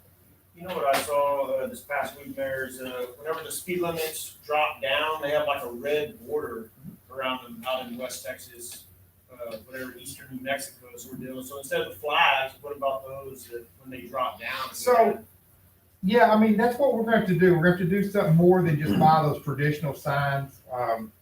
You know, we're going to need to get it a little, we're going to need to spend a little time. If those would work, the flags would work. There's a lot of things we can do. I'll look at econo signs once I get the number. I was really surprised just, driving through, because a lot of the areas, again, are not marked because they don't have to be marked. If they're not marked in the city, it's 30. Yeah. Well, now we're changing that. So they've got to be marked. For a lot of areas, they are not marked right now. So it's going to require more signs, more posts. But I'll have something within a couple of days. You just reminded me too, so I also saw some signs and they were permanently mounted. And I looked at them and they weren't fold up, they were permanent, but they actually put about high water, but it was a permanent sign, boom, just left there. And it was attached to the same sign too. So remember we talked about, so. Well, if we're going to put down there, we're going to have to put them at the state maintenance. We can always put them on those signs too as they're coming in, because you got the high water there. I mean, Just food for thought, but these were permanent, they just put them out there. They weren't fold down or anything. I guess just because it has a high tendency, that they're just permanent. So the regular yellow signs. Okay, any further discussion on this? All those in favor? Any opposed? All right.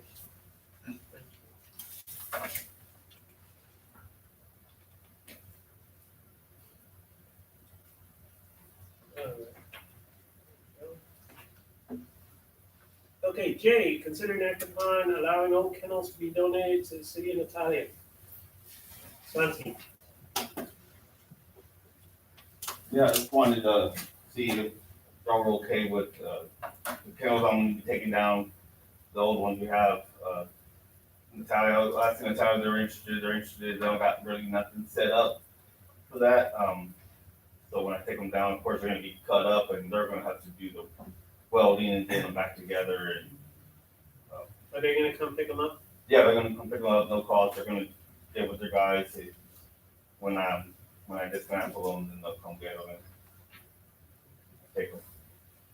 Josie, is there anything for accountability or anything that we need to show? Tom, as long as he's asking for council's approval, that's all we needed, right? Right, and as long as it's for a public purpose, we're donating it to another city, so we'll be all right. I make a motion that we, consider favorably this item J. Okay, Give it to Natalia. Sam, is that second? Any further discussion on this? All those in favor? Aye. Any opposed? Okay. Thanks, Santi. I'll let Renee and also the city secretary can tell in the middle. Please do, and keep us posted as we get, let Sam know too when we Yes. start, so you can go see some of the new ones too. Sounds good. Alright.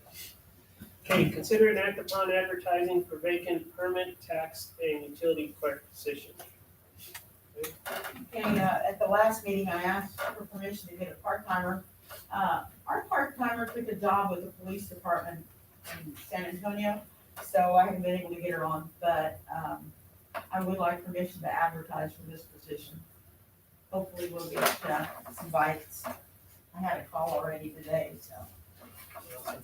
I know you've advertised before using the same job description, so this is nothing new, Right. pretty straightforward.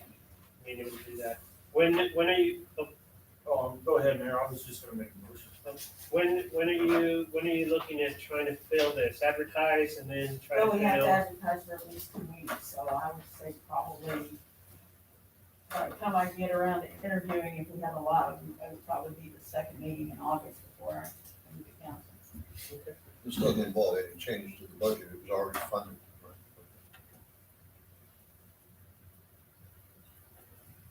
Actually, it should be, depending on their experience and what they have, it might be less. Yeah, it probably will be less. Because we Because had, Angela had been here 10 years. yes, you had tenure and you had, so it'd be less. I lean forward, they can't see your arm.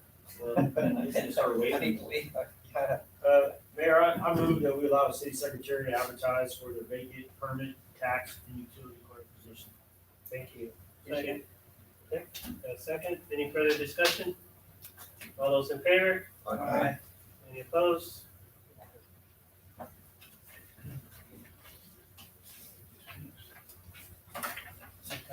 Alright. L, discuss and consider adopting policy for the rubber stamp, Alderman. Right, and, I handed out a thing, and I don't see my copy of it here, but, Here you go. thanks. Tom, you made this, is that right? Yes, that's correct. Which one is yours? Okay. This one or that one? 2 pages. I made the short one. Okay, the short one is yours, okay? Right, and then, Tom did the more professional and legal looking one.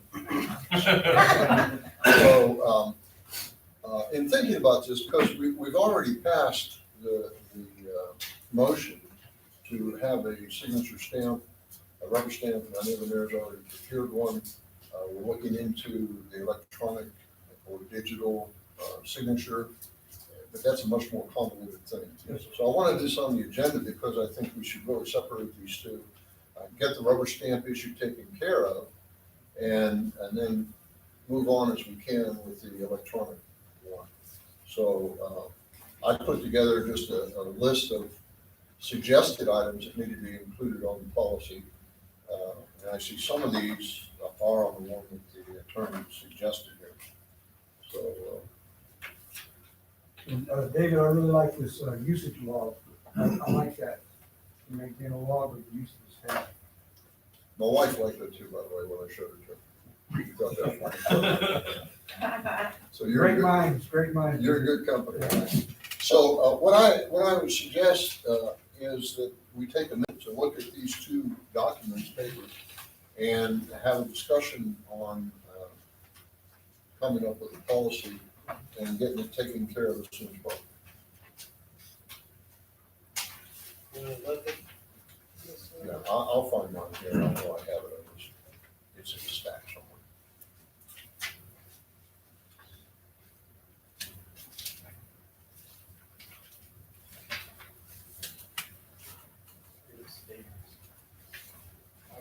Yeah, I always give my copy of stuff away, so. No, I've got it. I read it, so. I will find it. Sooner or later.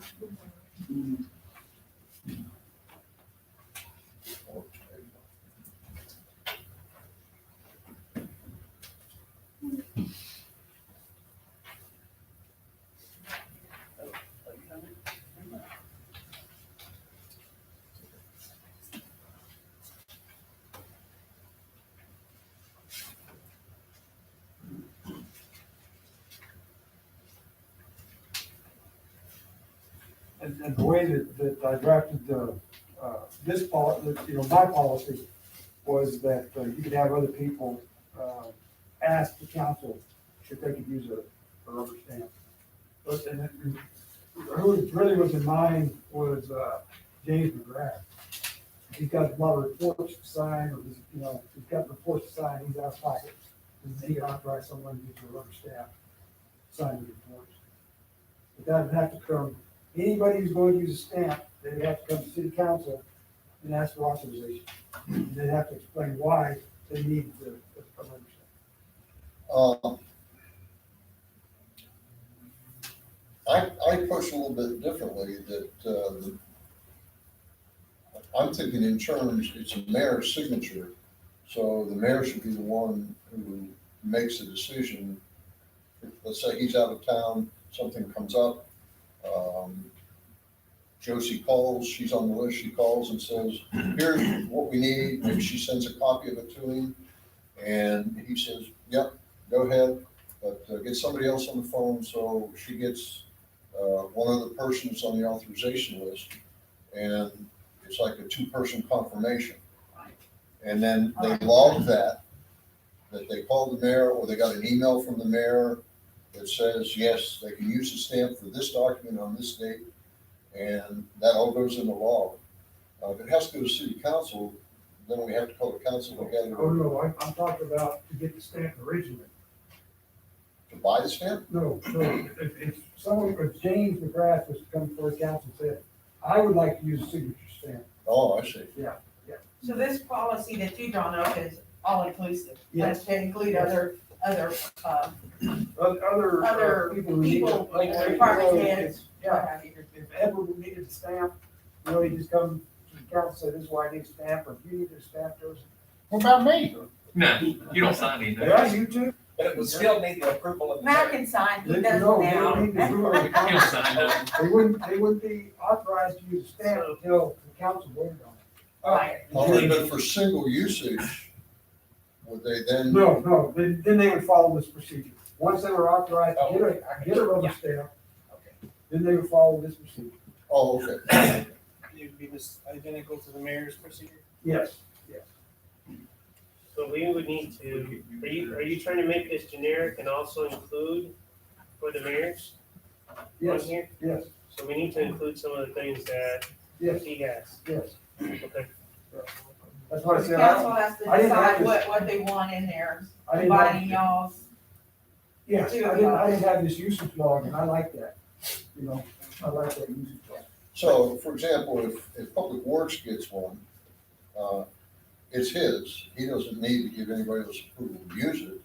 If he just wants to stamp it, but he's out of town. That's correct. And they need to stamp a thing. They can call him. He says, yeah, go ahead and use it. Two people approve it, stamp on the log. That's correct. Okay. Yeah. Can we put in here what the penalty is because like misuse of a rubber stamp, right? And that way it's clear because in looking into this, misuse of the rubber stamp is forgery is what it amounts to, right? That's So- correct. So if we include in there, hey, you misuse this, you're gonna be charged with forgery, it kind of clarifies that for people. I like that too. That's a good protection.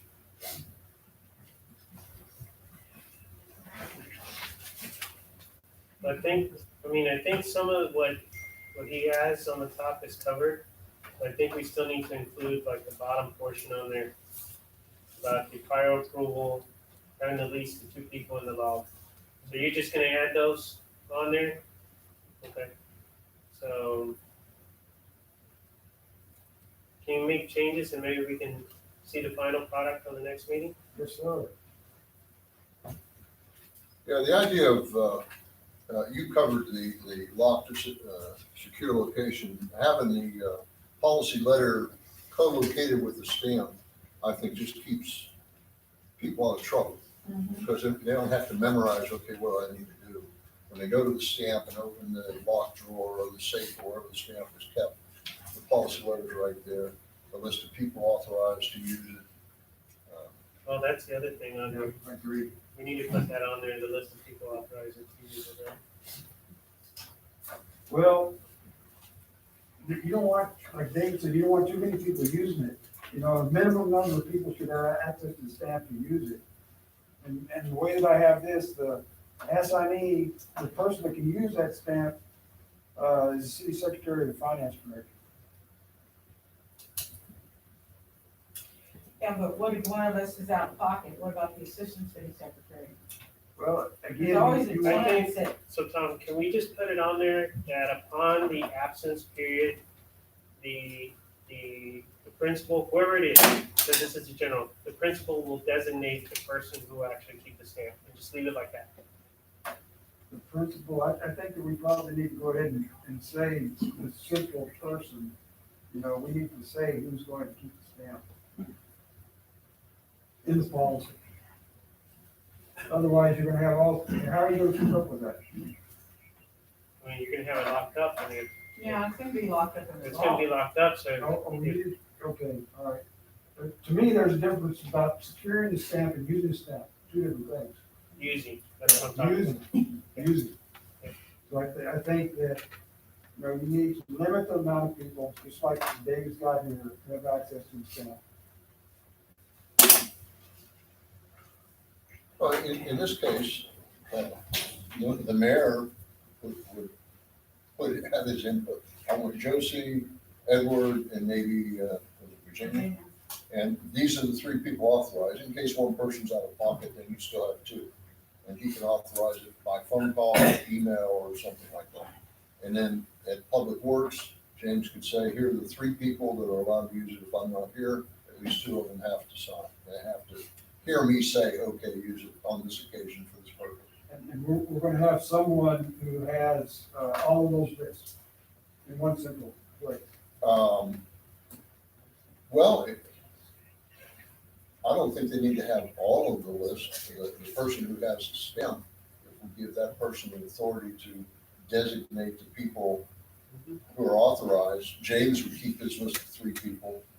The mayor or Josie would keep the list of three people who are authorized and so on and so forth. Because I don't think it needs to be central. Yeah, well, what if we just change the terms defined from the term signing authority, right? It defines a person whose signature is to be applied by stamp. So whoever that is, the mayor, James, whoever, and the term signee is defined as an authorized applier or whatever. On the usage log or however we want to word that. It's just like you said, Tom, the usage portion. Yeah, I can come with some language on that. yeah, the language would just be that the signing authority would designate the people, those people would be, the list of these people would be co-located with a stamp and a policy letter. But it doesn't need to all be at City Hall. I think, Public Works can keep that down there. And then Tom, would it be better that, could you actually send it out like Friday before the meeting, whichever meeting that you bring in? Sure. And just so we can review it over the weekend? Sure. We don't have to sit down and look at it. One of the, one area I wanted to point out that, specific conditions should exist prior to using a signature stamp. These conditions shall include but not be limited to the signing authority is out of the office and or is unavailable to provide the original signature. And the backup signing authority is out of the office and is unavailable to provide an original signature. So we're gonna have some people, like Josie, she's got an assistant city secretary. We have a mayor pro tem. Those people are gonna be absent. Otherwise, we get an original signature from the backup signing authority. We're not gonna use a stamp unless we have to. Right, right. Absolutely.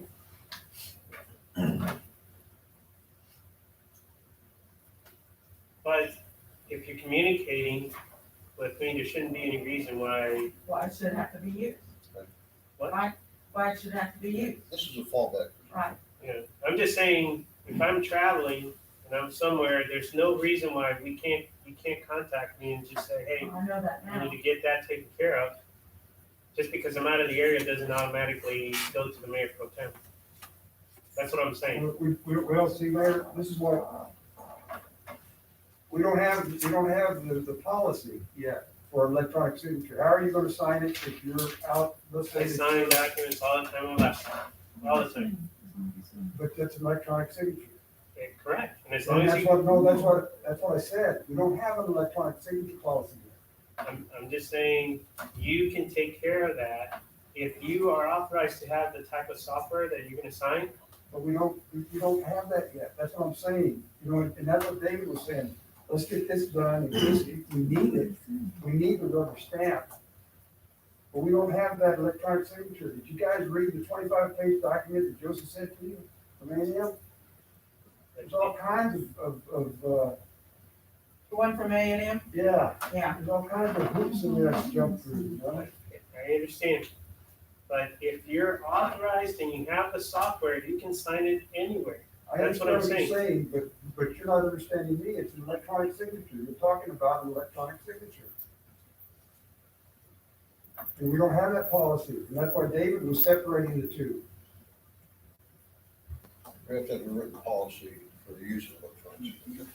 I understand the policy, but what I'm saying is, if you already have a accepted software system that we're already using, that includes the opportunity for you to sign electronically. I know, but it has to be approved, the policy has to be approved. No, I'm gonna tell you right now, there's a lot of electronic signature being signed in different things, both from TDM, we have different places that are asking for different signatures that are out there. But I'll guarantee you that if they're doing it the way they should be following all those regulations that are in the, Matt, what's that directory or information, whatever it is? DIR, you mean? Yeah, But some, we have to follow all that, and we don't have that in place yet. I understand, I'm saying, if you submitted and you included the information, every time that we just recently did a letter for authorization through TDM. Get some signatures. You designate individuals, you put their emails, you put their signatures on there, and you send that forward. That state agency will say, okay, these people are actually authorized. That's what I'm saying. And once they accept it and they allow you to go into the system and be able to do those things, then they will take your electronic signature. So you're saying we've already done that? Not everything, in but some cases. in certain places. A lot of our grants are probably done already like that we use today. I like the fire department, when I do a grant, we typically don't sign anything original. They just email it back, and that counts as a digital signature, and there's no formal policy that we've adopted or per se the city's adopted for using them, but we use them every day already. I think. And exactly, that's what I was gonna say, like, when I do the Bulletproof Vest grant partnership deal to reimburse for a vest or file for that grant, you don't actually sign it, it says by putting your name here, you acknowledge it. I mean, is that kind of an electronic Well, signature? we're talking about several different things. Yeah, You know, I don't know. you can have a facsimile signature. Facsimile, I'm not talking about a fax, but I mean, you can have your original signature, you fax that piece of paper and they're gonna accept it, right? It's on the letterhead. Yes, But to me, that's not an electronic That's not an signature. electronic signature. but what about, Tom, when you're filling out something and it tells you, I mean, I've filled out tax exempt forms online where you basically just sign it and it shows up on there, But are you doing that as a representative of the city? Yeah, I have to. Well, it says that we have to have an electronic signature policy that has to comply with the information. Because that stuff's been going on for Did 10, 15 you years. guys read that electronic signature thing that I got from TNL? And it says that if we use electronic signature, we've got to comply with those requirements. I guess we really need to figure out exactly what constitutes an electronic signature. That's what I was saying, it's a little more complicated than on the surface. So tonight, we're just discussing the stamp. That's correct. Yeah, so, Yeah. So talk about the electronic one some more. yes, we need to have a specific, and I think to get into it. Maybe just a meeting, why not? That's all we talk about. Yeah. I understand, I'm just letting you We know. can discuss the A and M It's thing just and because that'll take the it's whole based meeting. on the software that is driven. I understand your point. When you say software, I don't think it qualifies unless we comply with the state. Okay. And then again, I mean, I'll bring the TML, fact sheet back and we can go over it paragraph by paragraph.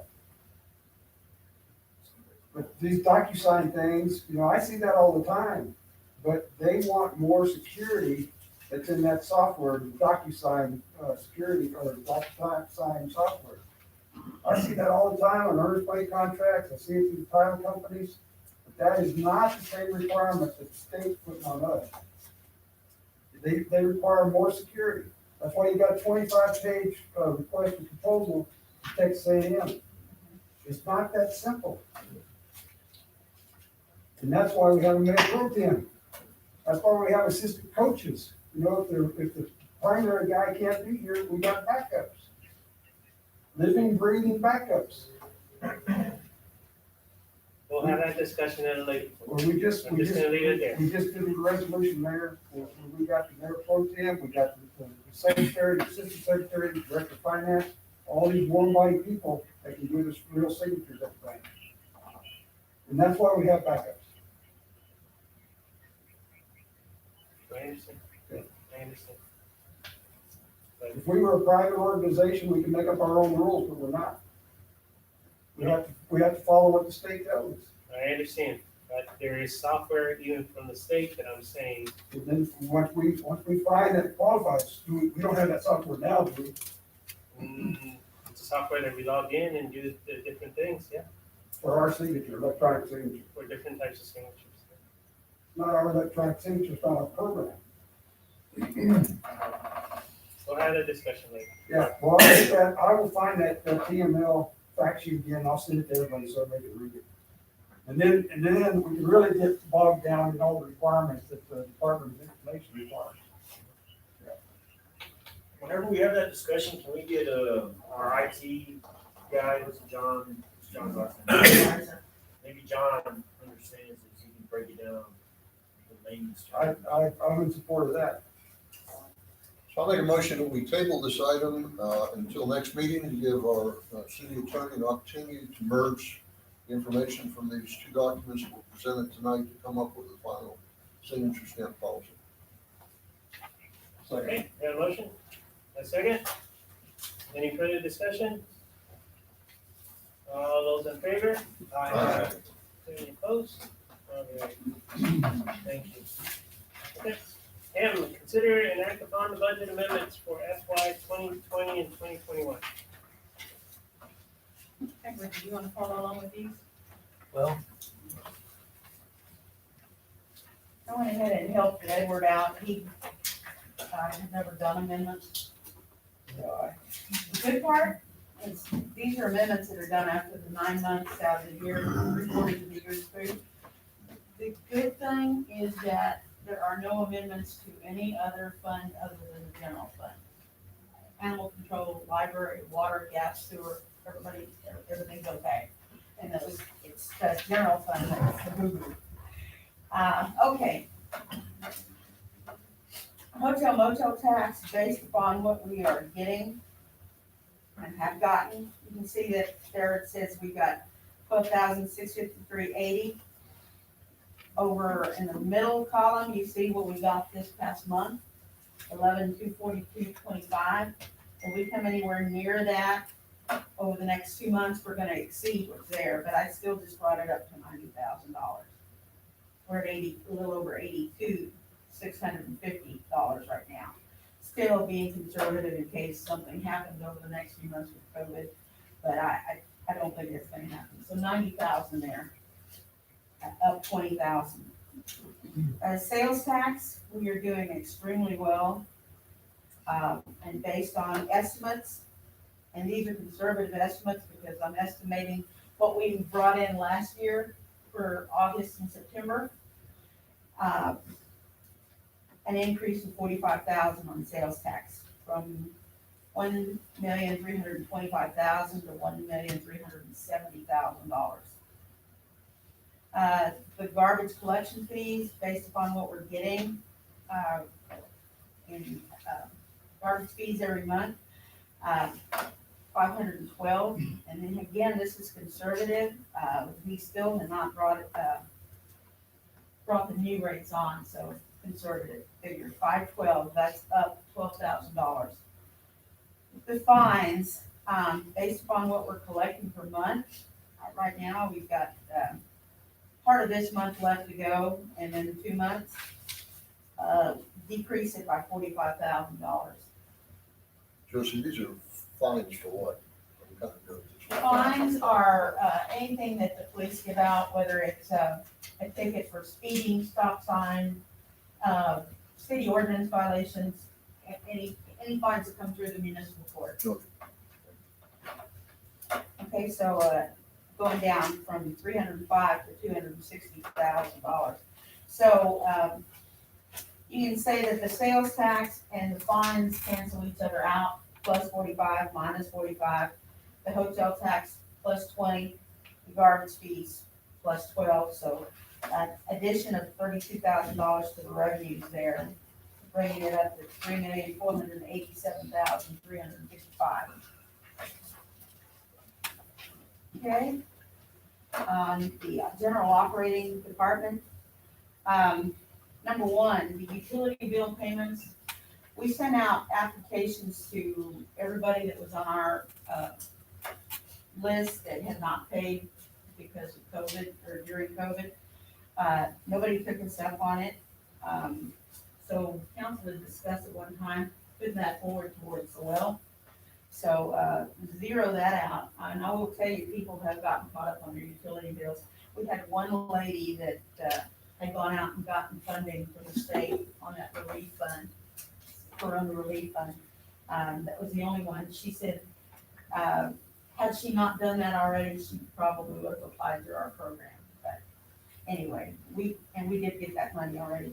The plans and goals, I took 5,000 from there. We haven't done anything this year on that. Election expense, we've already expended all the money on the election. From 25,000 down to 21,000. The legal notices and publishing, you can see that we're already about 3,500 over our budgeted amount, and we've got 2 months to go. So I added some money there. And then transferred the water for well. That was from that CRF fund that we had talked about for the bills. I zeroed that out and put it towards the well. So utility payments, that was a minus 10,000, plans and goals minus 5,000, election expense minus 4,000, legal notices and publishing plus 5,000, and then added that 10,000 back to the well from the billing part. So those cancel each other out. The plans and goals and the legal notices and publishing cancel each other out. So we're actually minus 4,000 for that particular budget. So $716,380 for that budget. Okay, public safety. If you remember, Richie had asked for additional funding for that part-timer, and then he happened to be a little bit over on salaries. Luckily, we had that reserve money down below, so we zeroed that out and took that and put it up on salaries. So salaries plus 20,000. Because the salaries are gonna be higher, the social security is gonna be higher by about $2,000. The retirement is gonna be about $1,500 more. And the attorney's fees, you can see right now, we got $1,292 left with 2 months to be paid. So I'm anticipating needing at least another $3,500 there. And then the reserve, as I mentioned before, we took that 20. So the salaries and the reserve cancel each other out. Then we added the social security 2,000, retirement 1,500, and attorney's fees 3,500. So really just an addition of 7,000 to that budget. Okay, animal control was fine. And then we come to the public works. The first one is consulting engineer. You can see that we're in the minus column there. This is y'all had approved that engineering fees for Kimley Horn for the sidewalks, so that's what threw this up. So that's why it needed an amendment. And we've got a bill that has come in for this month. So on the basis of that, plus 20,000 for that line item. On the garbage collection, you can see what we're getting per month and what we've got left for the 2 months. So I needed about 8,000 there. The brush pickup, $2,400 extra. We had last month where we had a storm, they had an additional day that they added to that, so $2,400. The fourth one is capital improvements in City Park. Sorry, Sam, but nothing's been done so far. So we needed the money in the general fund, so I zeroed that out. The repairs and maintenance on equipment. We have almost 5,700 left with 2 months to go, and you see what we paid out this time. So I subtracted 4,000 from that. Gasoline, you can see how much we have left there and what we've been paying out. And actually, we have a credit on gasoline. So I took 1,000 from that. The telephone, I took 2,000 from that. You can see we haven't spent any money on that right now. And then down in pest control, we have been having some fogging done, but I don't anticipate using that whole 5,000. So I subtracted 1,000 there. On the miscellaneous, you can see we have about 2,700 left with 2 months to go. You can see what we spent there with the 6962. So I subtracted 1,000 there. So basically, when you add those ones up at the top, the 20 and the 8 and the 24, and then you subtract those others that I mentioned, it still comes up with adding 11,400 to that budget.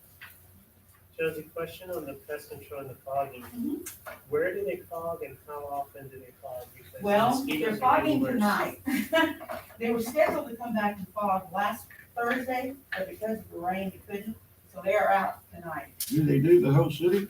Yes, they're doing the whole city. They're doing the whole city is what I'm being told. But, you know, they had fogged the week before that, after we had those big rains that got them out here. And I just, like I told them, I said, I think the mosquitoes are just getting bigger. I don't think they're going away. Bigger So I and worse. scheduled them to come back.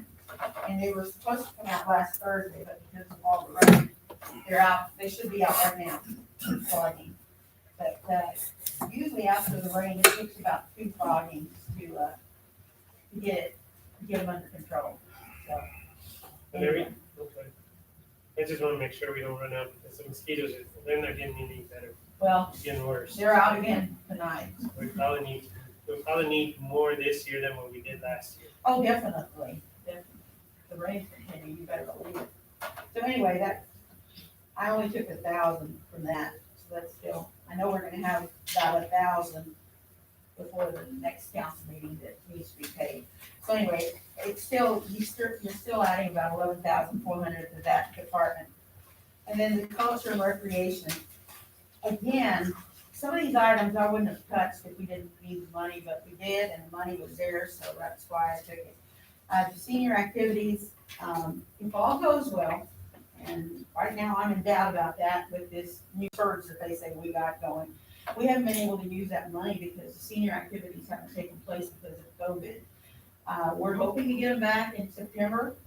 I wanted to do something real nice since they missed out in over a year of activities, but I don't think I need 2,500 to do that. So I brought that down to 1,000, to 1,500 for, because we needed it.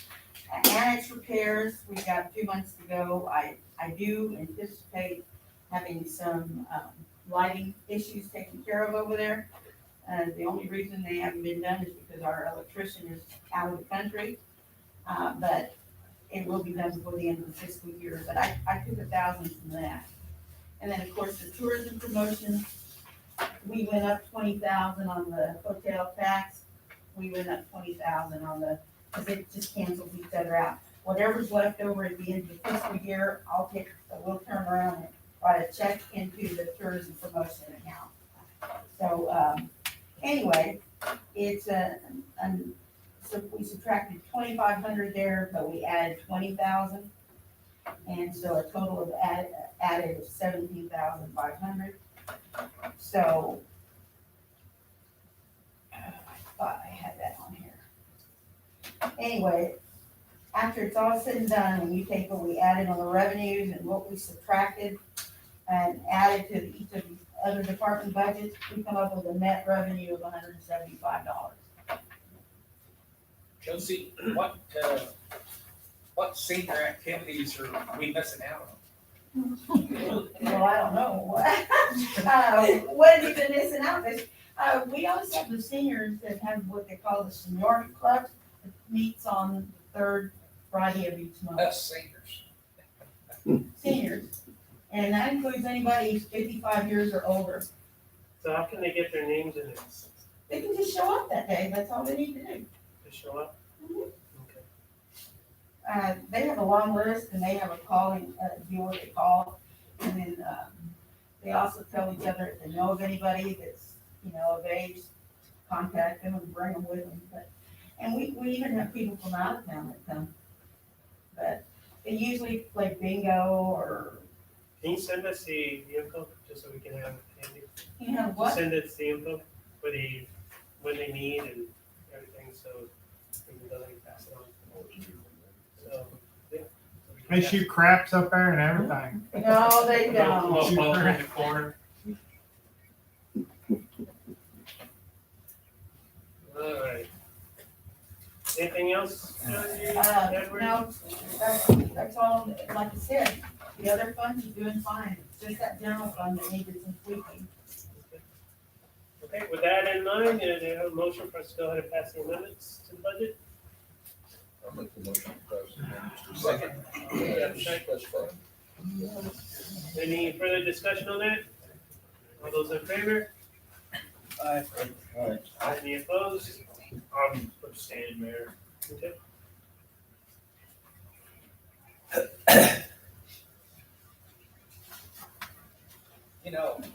One senior activity, and it would save money on the pest control, is pass out 22 rifles and let them shoot rats. I don't think the little old ladies would like that. Usually in October, they have a Halloween party and they eat well, let's put it that way. And, then Thanksgiving, we give them a full Thanksgiving dinner, and Christmas, they have a Christmas dinner as well. Different You're talking about the activities. people or the rats? The rats are the rats. What do you feed me, see? We take care of No, Tell you. okay, you know what, we're getting too far into this. Okay, Okay, so here we go. N, consider act upon appointing a broadband internet point of contact facility. And, I asked Josie to put that one on. I wanted to present it to council because, there's been more and more meetings happening at the county level about opportunities of broadband funding. I've heard it both from the Atascosa side and I've heard it also from the Medina side. And this is opportunities where they're looking for being able to assist rural areas, be able to provide the true broadband connectivity. Some areas of the city are okay, some of them are doing good, but there's a lot of parts of our city that are not doing good. And when we're talking about broadband, we're talking about 25 megabytes per second. So typically AT&T around here, you're averaging somewhere between 9 to 12, unless you got some sort of fiber connectivity. If you're using the old copper wires, that's the best that you can do. So what they're trying to do is be able to expand services to different rural areas to be able to get not only to help those that are working from home, businesses, but also for our kids with the educational requirements of being able to have that. So I see this happening a lot quicker than what we would believe, that they're gonna come to the community and they're gonna ask for, hey, tell us what you need, what can we do? So it might be good for us to actually have somebody designated to be able to speak on our behalf as our representative for the broadband. Of course, it would still come through us, but in the sense of being able to go through the discussions and being the rep, have a broadband rep. So that's what it's all about.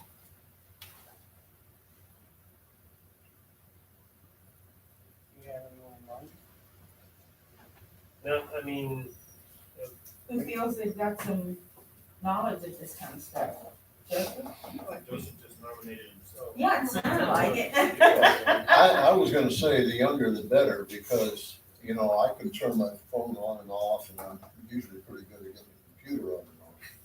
But I know the younger people, Joseph, no. I consider myself somewhat techy, but the IT stuff is it's up there. I'll talk to Oliver. He doesn't live in Lidle, but does that have to be somebody here? Somebody that understands, Your son knows really his stuff about that. really understands what's going on in here, some of the limitations, which are the areas, because we have different areas in our city, especially, you know, it's more, so wherever you have homes and there's ComZone, you have a good connectivity on there. Wherever there's not, more likely it's just the AT&T and it's just gonna be a. So those would be the people that would benefit if there's funding that is coming. You could also, I don't know if you want to, you know, using your son, maybe Frontera, we talked about Frontera as a point of contact. They already understand what are some of the infrastructures in the local area. It doesn't need to be someone on the county. No, it doesn't. But we need to have somebody that understands this area, and then whenever they come, then they say, hey, we want to spend so much money. What do you guys need? Where do you need it? We need to have somebody that is already prepared to be able to help us out with that. Somebody who's in communication with the companies that know this stuff. Yeah. The company, whatever the counties decide to spend or how they're gonna spend it, they could be line of sight antennas. So instead of putting it through the ground, it might be the actual antennas you see on top. It goes directly to another sitting on the tower or something. So it might be that way, because that's the easiest and the cheapest way to do it. But Those can be sketchy. you wanna ask them and then come back, you can just go ahead, but it's important for us to have this What would it discussion. entail though, like if, say, Oliver wanted to do that, what would he just need to be communicating with this? Whenever, the first thing I would say is whoever is the representative probably needs to understand our city. Where are we doing good? Where are we not doing good? In other words, understand. And, you know, you can do it through the process of elimination. That's what we need to do. I mean, I'd make the argument that the internet throughout Lidle is terrible, regardless if it's. Yeah, I mean, that's. Or AT&T, I mean, yeah, ComZone's better than what we had dial-up internet 20 years ago, but, you know, you talk about fiber internet connection, you know, I know at my house it's like 15 megabytes, which is not terrible, but it's not great. Just got back from northern New Mexico, out in the middle of nowhere, 75 megabytes download, 90 upload. They pay $60 a month out there for their internet. I think that I pay for my cable and, you know, TV like $135 a month, and I feel like I get ripped off. Internet provider. But something that I guess we're gonna get into later with the ARP application, I think, Edward, some of that money can be used for broadband, can it not? Absolutely. Water, infrastructure, and broadband are the three big categories they. And I know this isn't this is not on the agenda this way, but, I've brought it up in the past that Mount Bellevue, they, installed their own fiber internet because they got fed up with the crummy service, and that they now net $70,000 a month for their city.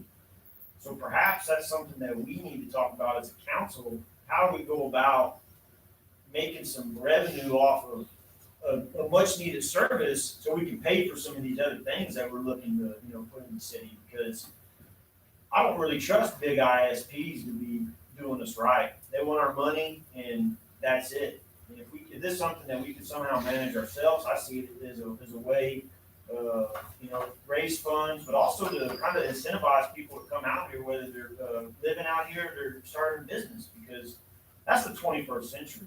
Is having fiber internet that's reliable. So I'm all for it. Where is Oliver? You know, he's somebody that we need to understand it. Where is he? No one knows. Can we get a warrant out? He works for Hondo, the co-op, and he does computer. He's one of the computer guys. Yeah, he's an IT guy. That's why whenever I talk, he understands all this stuff. Well, I mean, I'd be interested to see what Oliver has, you know, what's the feasibility of small town getting that going and, you know, expanding upon it before all these homes get out here in the next. Well, I will tell you that for the new subdivisions, the cable companies have already, and the fiber, they already ran out there. They already have the pipeline. Even Spectrum, you know, Spectrum came across our whole city.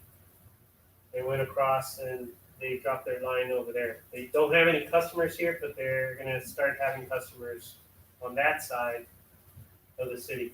Not in the city? Not, when Sounds we asked, when this happened, a year ago, when they were coming through, they literally just pushed, they came from Lacoste, they went through utility poles and they ended up going into the other side of 35. And somebody. So their lines are here, we just gotta start getting feeds off of them. Right. To our customers in the city, that's what we have to have that conversation with them and start pushing. I've got Spectrum at my house, I pay $80 a month for 200. Yeah, And Spectrum's good. everybody at my house is on the internet, watching video, and you'd never know the difference. If we could get Spectrum here, that would be the answer to all our TV, problems. so we need to have that conversation, and when we have that conversation, that's gonna force the other providers to come to the table. It's business. So, Jerry, can you help us out with Oliver? Okay, He can talk to me too, I can talk to him. okay. Yeah. You have his, I have his number. okay. Yeah, call him and tell him. Tell him to get over here right now. Tell him he got voluntold. Hey, come on over. Very good. He's All right, got a I'll good call- girlfriend, so I. he Oh, may be really? busy. So, can I get a motion for us to table this? I'll motion to table this until I talk to Oliver. Okay, I'll second that. Got a second? Okay. Good. All those in favor? Aye. Opposed? Yeah. If he's interested. Perfect. He'll say, Or if you know somebody who might be that's equally as, you know. Yeah. Okay, awesome. Okay, consider an act upon the scheduling a budget workshop and a special meeting for August the 3rd. Josie, all you're asking for is for us to go ahead and approve? Yeah. The date? Mhm. The 3rd, I'm moving to go ahead and accept that, August the 3rd. okay? Any discussion on that? What time? 6:30. All right, put that in my calendar and write it on it. All right. All those in favor? Aye. Opposed? Okay, thank you. Okay, update on the ARP grant application. Okay, this is good news, I think. Had the mayor sign tonight the grant application, and I will upload that to the TDM website. This is on my finance update, to look at it, but we're gonna upload the documents tomorrow. And the money is already with TDM. The federal government, from what I understand, has already sent the money to the state of Texas, so the turnaround time on this should be less than 30 days to get the funds. So I've already, there's a systems award management system the federal government has. I've confirmed that the Lidl is active in that, so it's, we should be good to go. So we should get 379,000 and change in the next 30 days. And once that comes in, automatically, without any action on our part, 12 months from now, we'll get the second 379,000. So again, the big purposes for this are water, sewer, and broadband. So again, That's what I want. So if we get the person, because the county's got a lot of money for that, okay? So, we might be able to bridge and use the county's funds to be able to take care of that, so we can concentrate those funds for some of the other things that we have in here. and you can use these funds to pay for anything, any costs you incur between March of this year and December of 2026.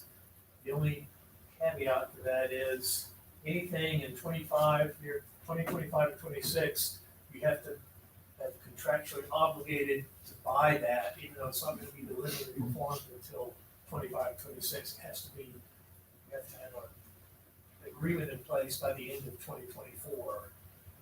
For the next It 2 doesn't years. take that long to spend the money. Oh, I know, yeah, I know, I'm saying, yeah, that's probably. It'll be spent long before 2025. Based on what we need to do by the end of the year, a big chunk of that can be justified easily to get that second year. Yeah.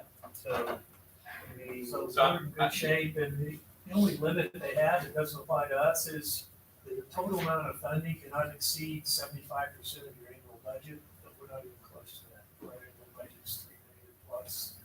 We're only getting 700 and some thousand. So And I believe, Mayor, when I was reading on TDM's side about this money, they haven't applied yet to the government for it. They were waiting for all the cities to do their application. I believe they're gonna apply August 7th to the government, and then the government will turn around and send the money to TDM. So I think they're waiting on the cities to apply. Yeah, it's the same It's fair, thing not with officially with Texas. applying it to FEMA. You gotta do the TDM first, TDM goes to FEMA approves it, goes back to TDM, comes back to us. So it's the same principle that they're using. So, and I will let you know that we do have some legislators that are also trying to see if we can change that for the future. Please. Just like the big cities got their money direct, that the smaller communities also get their money direct instead of actually going through an application, because the larger cities already got their money. That was good. They got their money. And we're going through a process to get our money. So stay tuned with more on that. Okay, anything else on that? Any questions? Okay, that was just an update on that one. Okay, the next one, Q, update on the COVID, okay? We do have an uptick according to Dr. Neal, and also talking to the Medina County Health Authority. We do have an uptick in the sense of cases in there. Are you still getting the Anascosa's numbers? They're kind of like Medina. They're sometimes few and far between. We don't always get them. Okay. From what I was able to dig out from the Medina side, on the 28th of June, we had 8 active cases. On the 12th of July, we had 42 active cases. On the 19th of July, we had 45 active cases. And from the 19th of July to the 26th, today is when they reported the numbers, we had 83 That's for for Medina Medina. County. And usually Atascosa has more. When I get Atascosa, I can actually break it down to our zip code and tell exactly what our zip and show you the zip code. And send it out. Once I get it, yes, sir. That'd I'll be ask good. them tomorrow for it. So we actually do that. So Dr. Neal basically asked for us to go ahead and start recommending folks with washing your hands, the normal stuff. Don't forget about doing the things that we need to go ahead and do. But he did encourage, and that's the reason for tonight, he encouraged folks if you're in a closed environment, outside, he didn't say anything outside, it's just indoors. He just encouraged that here for the next week, depending on how the numbers look, encourage anyone to go ahead and wear a mask. That's all they ask. That's all I ask. It's not mandated. We're waiting for additional information from the state and from the federal to kind of give us what we're gonna do. We were thinking that we might hear something today, tomorrow, and then that gives us a chance. So I want to let the council know that depending on what information comes out and what flexibility we might have, we might get the emergency management team together, and we might need to figure out if we need to do anything. But remember, it's all based on what the state allows us to do, so we might have our hands tied, and all we can do is maybe just disseminate information and remind folks about the sanitizing and washing the Right hands. now, if we were to, we can only encourage the wearing a mask because the governor said absolutely not. We would get a fine of $1,000, for instance, if we tried to do that. So, that's where we're at right now. We just want the council to kind of know, and just kind of remind folks, and kind of do the appropriate stuff that we need to do, to kind of take care of ourselves as we go through this little, hopefully it's a small hump, and we don't have anything else that goes along with that. Any questions on that? Okay. R, we already took care of. That's already done. S, update on the tree trimming around the city. Where are we at with that? Well, Skip, I guess you can take the lead on that.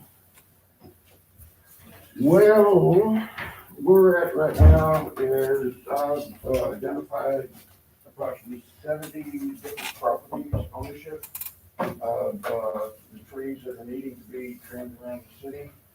Tom was on vacation this past week. I'm sure he's aware of it now that he's going to be working on a release letter to the people I'll be sending a letter to. So I'm basically waiting for that to address to the people out there. There are a lot of oak trees, pecan trees, heritage trees, and some really nice trees that are out there. There's quite a few trees. It's going to be pretty expensive. Maybe not. Oh, Well, just, okay. what can I tell you? got a call this afternoon from somebody that's moved into the area. It's called K&D Tree Huggers of Texas. Yeah, I know where they moved into. Is this good or bad? They're my neighbors. Yeah, I don't know. I mean, yeah, but they're there. I can say that they live in Lionel. Okay, K&D, it's Kevin Yeto and Dylan Reyes. And they sent me copies of their certificates, but they offered free service to help the city out. And I said, do you know what you're getting yourself into? Do you know how much? And anyway, depending on what council wants, maybe we could get in touch with them and see if I do want to add, that I reached out to both counties and I just asked, how do you guys do it when you have to treat trees and what do you need to worry about? And the main thing that they said is that as long as we give them, the property owner, an opportunity, we send them the letter and we go ahead and advise them about trying to take care of it, that at that point, basically, then they're authorized to go ahead. And if they decide, and Josie even mentioned about putting a clause in there, on there that they release. to Is that release correct? the city from liability. So, Our insurance company encouraged that. We are covered for damages if something comes back, but he did encourage that we get a release. so there's options out there, but I will tell you this, our public works folks are very busy right now. They got a lot of stuff in their plate, so I think we would need help. But for anything that happens in the future, we definitely need to take a look at it because there is some flexibility in there based on if we have one of those unique cases that we need to talk to a homeowner. But the release letter or the actual letter is a key to it, and be able to do that. So, What do you think about talking to these guys? I spoke with Mr. Reyes a couple of weeks Is ago. that why he's calling? He asked if he might come by here to offer a couple of free services to. Oh, he didn't say couple, he said free service. He's not talking about doing this major job. Yeah, I kind of wondered about it. I told him, do you realize what you're will be taking on what we're talking about right now? And he said, Maybe you no. can give them reduced rate. Maybe you Are can. are they certified arborists though? I don't know. Let's see. They're busy just on Bloom Drive, they'll take them a day. Just certified and insured, Certified and but- insured. let's see. I'll He's got certificates from a tree care academy. So, I don't see a license, I see certificates of completion. So, I don't know, I don't, to me, this isn't licensed, certificates. So Skip, you said that there's 70 properties that you've That identified, does not include the city property in the right of ways. but how many of those are, does the fire department need to get taken care of? As far as like triage sort of deal, we got So I some can tell trees you that the ones probably. that the city owns right there on Oak Street are primary because that's our main in and out right there. Yeah. And then the one that's gonna take forever is Railroad Street on the north end of town. But that's something we've already talked with the county commissioner in Atascosa, and they've got the machine to come through with the swing arm shredder. We have to do an interlocal with them. And in a day, they'd come through and shred those trees all back and be done. Those are trees that are in the right of way that at one point the railroad came down and bulldozed most of them down anyway. They just threw them back up. That road, if you've been down Railroad Street in a while, It's awful. it's a one-lane road. And if somebody's trying to pass you and you move over in your car, you're gonna get trees. Yeah. That one needs to be done, and that is not a person, that is a machine at this point. Correct. So we need to work with Those the county trees are all out in the right of way. every single one of Every- them. They're in the That makes it roadway. easy. It makes it easy if they're on our right of way.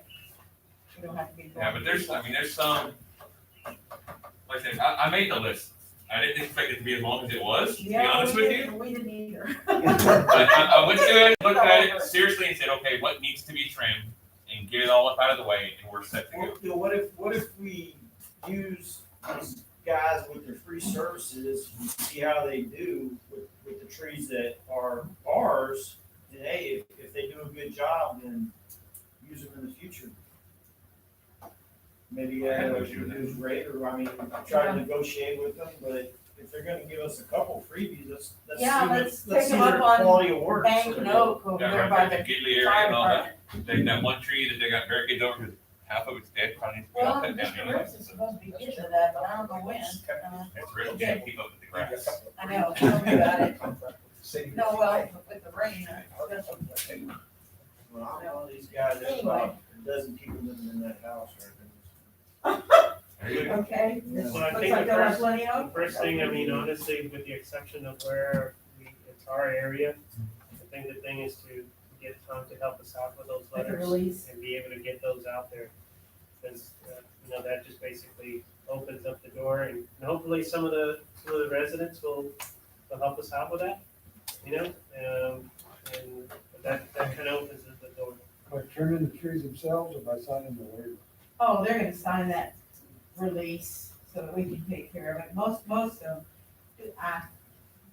there's very few people that are that particular that they're gonna wanna do it themselves or have somebody they trust do it. Especially if it's just plain old trees. I mean, if it's not oak or pecan, Yeah, people aren't as picky as other trees. I agree with that, but How many of the trees are Chinaberry trees? Not many. Not many. So can we just get an ordinance to just cut all those down? That'd be great, but they're not that And many. hackberries and mesquites. Chinaberry. No, And swamp cedars. Like, yeah. Thanks for the updates, kid. Appreciate that. And thanks for the list too, man. Yes, sir. Mayor, just talked to the EMS director in Atascosa County. The state has not given them numbers on COVID in several weeks, but I just forwarded you an email and a conference call from the state tomorrow Tomorrow. Perfect. on a COVID update. Okay, we'll take a look at it. All right, T, consider and act upon the mayor's report at the same time as the liaison quarterly reports. I added this, based on Alderman Kate requested a monthly mayor's report, which I don't remember if we actually discussed or voted on it. So I'd like to give him the opportunity to go ahead and talk about the purpose. For the mayor's report? Yeah. I mean, historically, going back for as far as we have online, we have always had the mayor's report. And since the department heads are coming back giving theirs, I feel like it's a good opportunity for you to be able to give a report to the council and to the public as well. So that's why I added it back on there. And when you say historically, when are you talking I'm about? talking about the past 23 years for this city, the mayor's report has been given during the council meetings. Isn't it the same as the last item, mayor's report? Oh, but Charles had that added on. That's what I added, because we hadn't been doing it. I went back, I was looking through the agendas, old minutes, and the mayor, regardless of who it was giving the report. Yeah, they were. Up until COVID, Every when we month. cut out the reports, and Charles asked me about this, and I said, well, what council voted on bringing back department head reports, but they didn't add the mayor's report to it. But it wasn't, I've been this for 20 years. All it was basically the mayor kind of. Kind of like his information items. Like your information items, that's what the mayor's report is. Yeah. Identical. You're doing it. This is what I explained to Charles, that it was, that I think that the mayor considered the informational items as his report. Because it's the same, It's not the same thing. Info items are just informational purposes, but if you, for example, chief, if you give your report and we have questions, now that is the appropriate time to be asking. Likewise with the mayor. And it doesn't mean that, you're gonna be put on the stand. It's like, hey, I wanna get out of here too, but if there's something that you bring up that we would like to talk about, that is the time during the meeting to do it. So that is why I asked for the mayor's report to be added back to the agenda. So, I'm gonna continue doing in the sense of passing the information like I do. I think the important thing is to get it on the agenda. If it's a decision, I try to get it in the agenda for us to go ahead and make a decision. If it's just information that we need to pass on, we pass on. And some of it is actually coordinated already with the department heads, and they have it in there. It's totally up to you. We can call it whatever it is. It doesn't bother me in a sense, but the reason I put it on there, because if it's a formal report that you're looking at, I think it would be appropriate based on the liaison. So if an elected official, if we're being asked once a quarter to go in and provide a report, then I'll do the same. If it's just like I'm doing already and that's what you term it, I'll go ahead and continue doing it, whatever the name is. It's no big. So I'll leave it up to you guys, whatever you would like.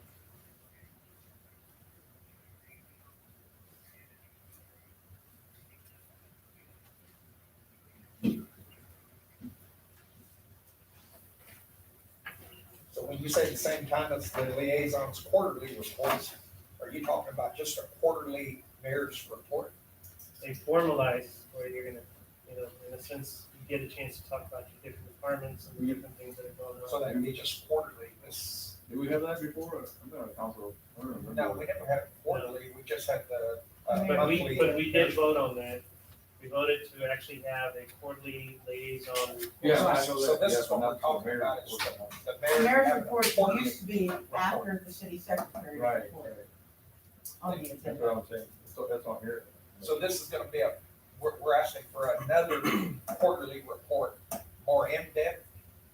No, it's either or. It's Either either or. it's quarterly or that it be on the It's- agenda like it used to And you put this on just to, Well, I just put it on because to me, if you want a formal report and we talk about the liaison providing it, that's how I envisioned it. If you want me to just keep doing what I'm doing right now, you just want to call it something different. Okay, it's the same thing. I do it on a monthly basis. I mean, I don't have a problem with it.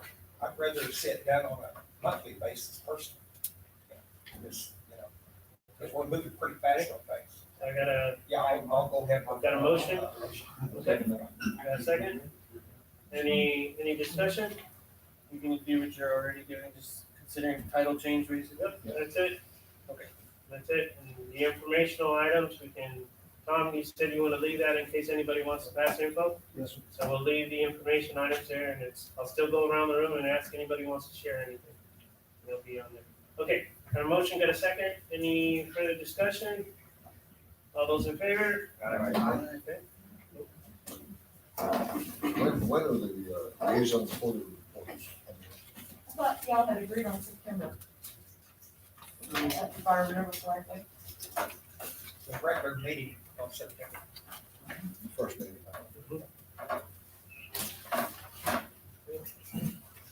All right, so based on the time, let's see, we got about 30 minutes to go and got a few things to go ahead and cover. So let's go ahead and do animal control. Come on up.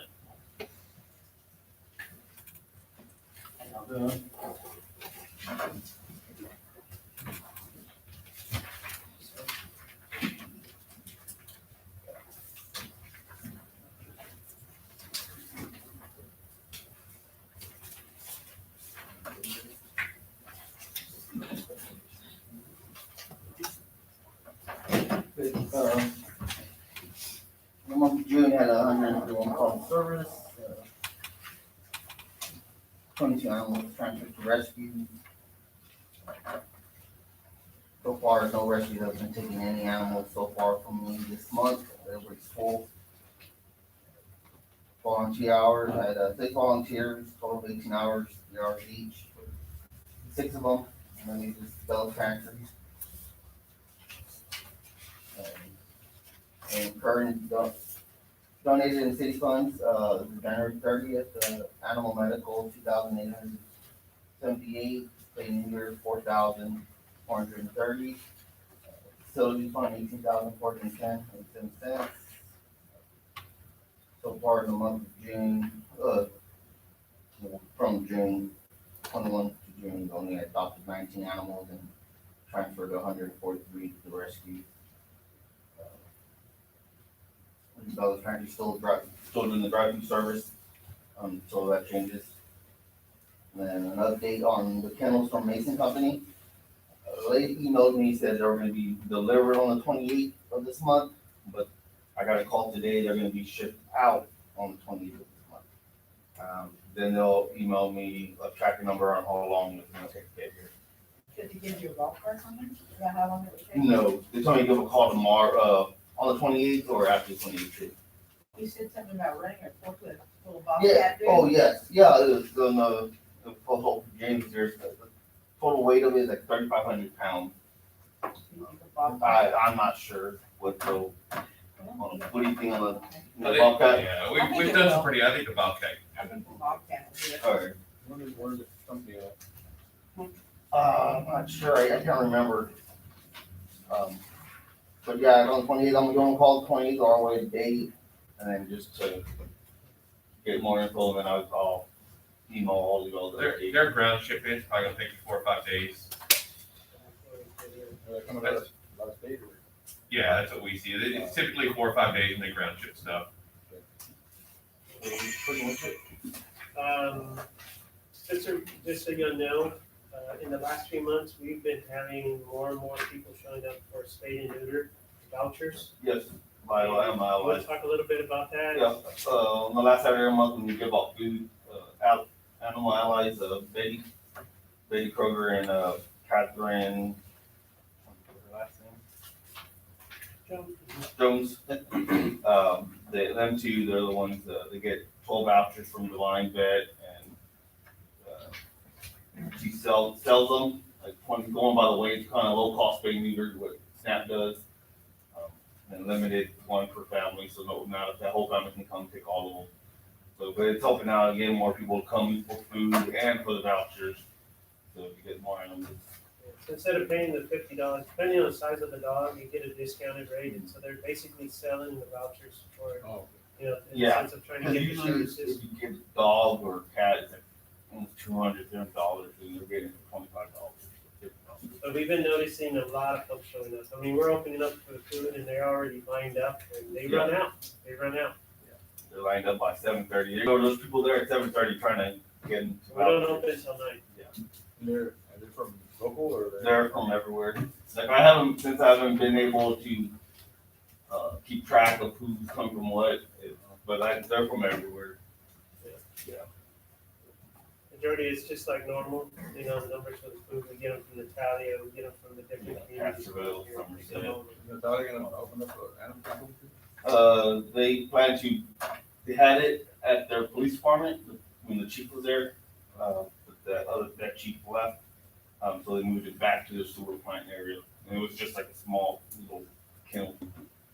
So I can give them contact information with the lady that's in charge of our region. Talk to them how they have to do it. Thanks, Santi, appreciate it. Sir. Okay, Sandra, library.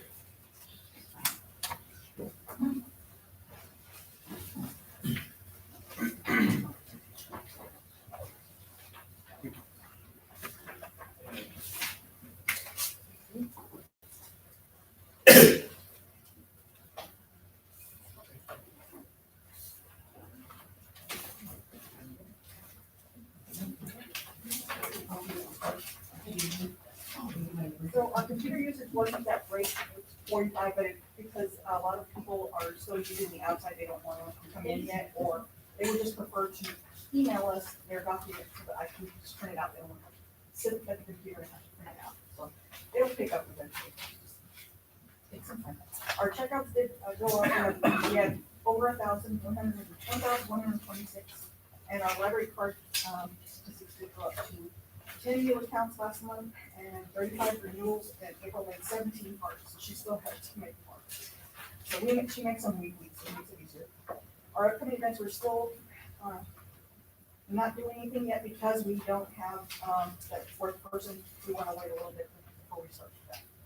And of course, we're still working on that project with the barcodes and the spine labels. We've done all the fiction. The only thing we have left is all the nonfiction and the audio visual. And then we're still offering curbside because we do have several patrons who do not want to come in yet. I said, just meet us outside, we'll bring our books back and then you give us our new ones. So they're happy that way, and it's easier. They order it online or they order over the phone and we get it. And our summer reading program, it's going well. We have actually over 25 children who are registered and participating. I know it seems low from the past, we've had over 100 kids, but because of COVID, it's actually pretty good. We're like, wow, we have this many kids. So if you come into the library, you'll see we have a bunch of little name tags along the side of the front desk, so it shows who is registered. And we're doing little activities at the library, so they can come and do a scavenger hunt. They have to find as many wings and tails as they can for the little ones.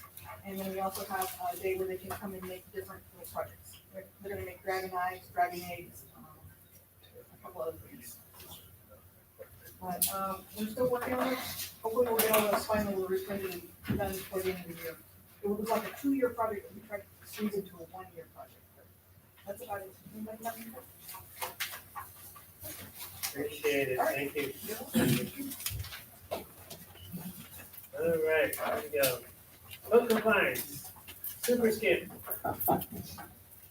I approached y'all tonight quite embarrassed. And I realized it's been noted that this isn't really what I'm here for. My yard is out of control. I've already issued a citation. And I apologize for that. I am having trouble with my riding lawnmower. I ordered a new one from Home Depot last week, supposed to be delivered Friday for $3,200. And FedEx delivered it to some person in San Antonio that accepted it. And they now have a very nice riding lawnmower. Yes, they have a really nice one.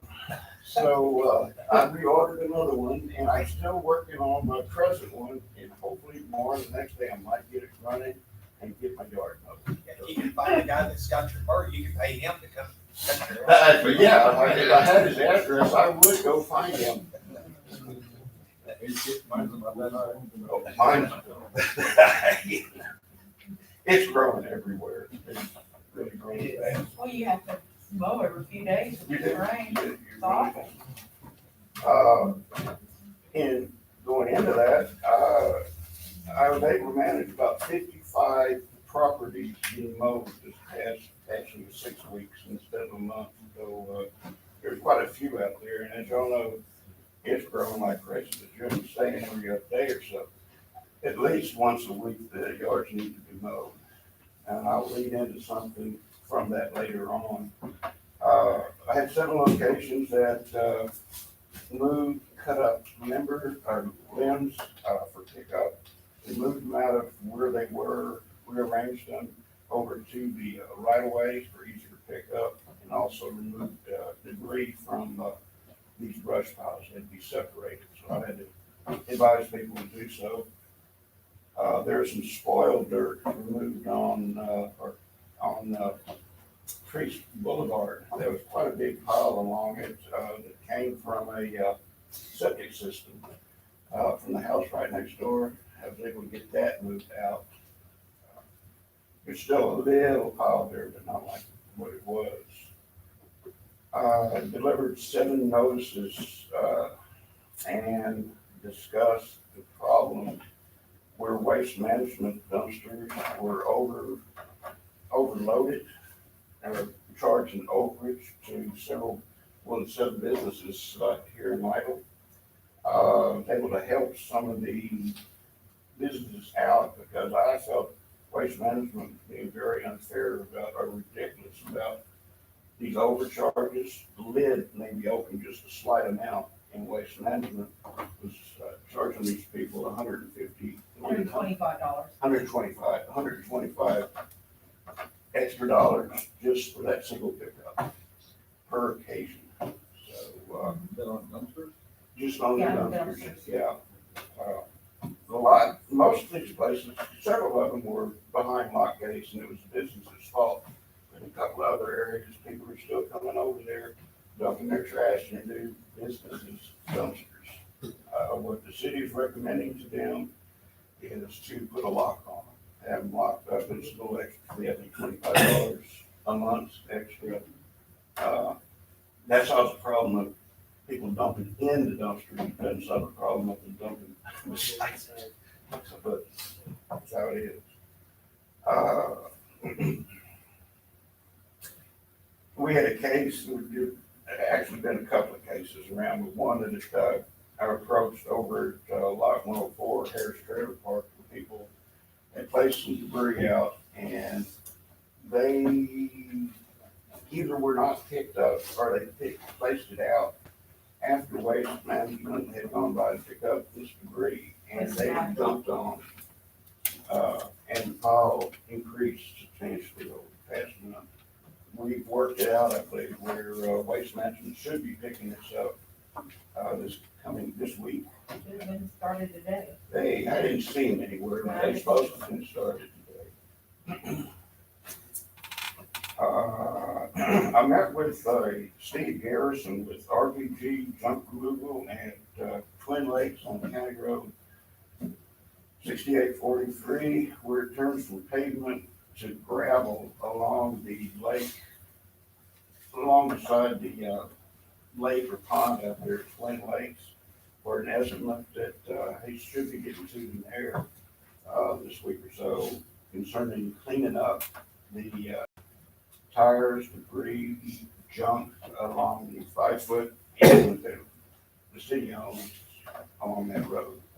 So I met up with him after our meeting and discussed what he's going to be picking up. I don't know if he's gotten back with you yet or not, but he said he was going to be getting you an estimate for that, including possibly some cleanup, some of the brush along the road at 6843 too. This gentleman was basically the same way as with Josie with the tree. The gentleman actually came over and he introduced himself and was offering some of the services that are available. So I was like, okay, why don't you give us a rough estimate how much it would cost to go ahead and clean up that area, just so we can have options. So Skip got together with him, we went out there and just looking at it, so we kind of have an idea, if we had somebody to do it, how much approximately, how much it would cost. The Waste Management has said that they would work with us, and we actually have talked about doing something in October, as a cleanup day and everything. But that would require, additional labor and working with the truck and everything else. So we're just giving options, so we have another chance, and folks said they're willing. Of course, And you need to take credit for bringing this up, bringing RPG in here. that was ours. We're all part of it. So opportunities come with that way we gotta capitalize and try to see. He might come in really high, and then it's like, oh, no, but you just never know. You never know, and it's an area that we're gonna need to put attention to. We need to take care of it. So let's look at options. Yeah, he was mentioning, pardon me, that possibly putting up a fence within our easement along that road, a tall fence to keep people from dumping along there, but I don't see how that would actually keep people from doing that. May encourage them, I don't know. Problem with that, and a couple of things I'm gonna bring up now, is we're gonna clean it up, but people are gonna continue doing what they're doing out there and other things. Brother-in-law worked for the county, he covered that area, he said it's all over. It's all over Twin Lakes, it is. It's not everywhere. I don't understand people.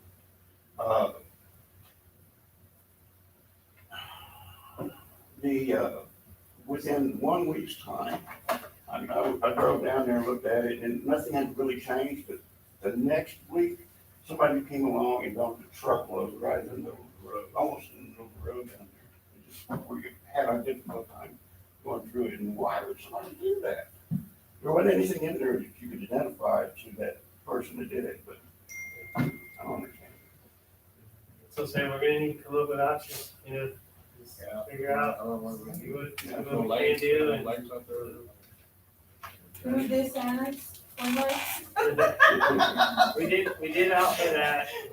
Actually, I offered that to the county, and then the county came back and said, hey, we're willing to give you the whole Twin Lakes. I was like, no, we just leave it the way it is. We're willing to give you our part of Twin Lakes.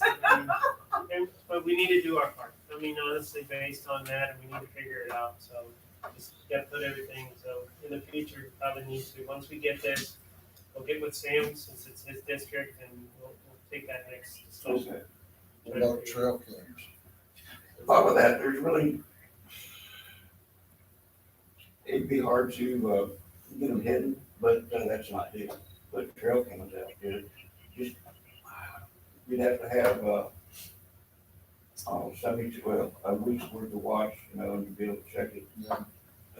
Yeah, that's an idea. So they make options in trail cams, because I've looked at them for protecting the new subdivision we have going in over there, where it's a cellular device, and as it snaps a photograph, it sends that to certain people, which would then give us the alert of what's going on there in the police. Recently, it was used like in Essex County when they had a big mail theft. They had them set up, and I guess the dispatchers, because they would right away, hey, we're getting an alert, red, Ford Focus is going through mailboxes, and that's how they curbed their mail theft. So that's just options we can look at, but like I said, there's cost associated with that. Well, with the cellular device. The problem out there is it's on the far. Part in. So by the time you get the sensor, by the time you get out there, you know, they're gonna be gone, unfortunately. But you may be able to get a license plate.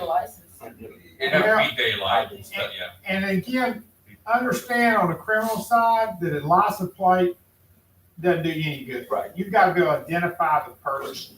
Now, you can work it back, and sometimes you're lucky. Right. But there's a big misconception, you know, that, well, if you have that, you can figure out. Even if I find those people's junk, I had the mail. Right. I found a lady, she paid somebody to clean out her building, you know. She can't be held criminally responsible for that guy dumping, you know, he's the one that did it. She didn't even know the guy's name. But if we can identify it's a red Ford truck and we have to get a plate, we can go back there. We're not going to make a criminal case, but they know we know.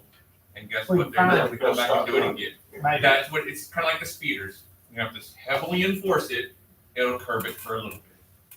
But it's been going on for 20 years before I was here, and it'll be going on 20 years after I'm gone. Yeah. Sadly. Yeah. But that's the reality. There's no light, nothing out there. There's no lights, there's no traffic. Well, there's You can park there. even with lights, it's not going to stop them. There's, You can they park stop there, and dump it and be gone. And you can see if anybody's coming. See, it's a perfect place. Lover's Lane. Exactly. It's just like you see people coming and going long, and if they're coming, you can be long gone by the time they get there. They're gonna have to be in love big time where they're blind to where they are.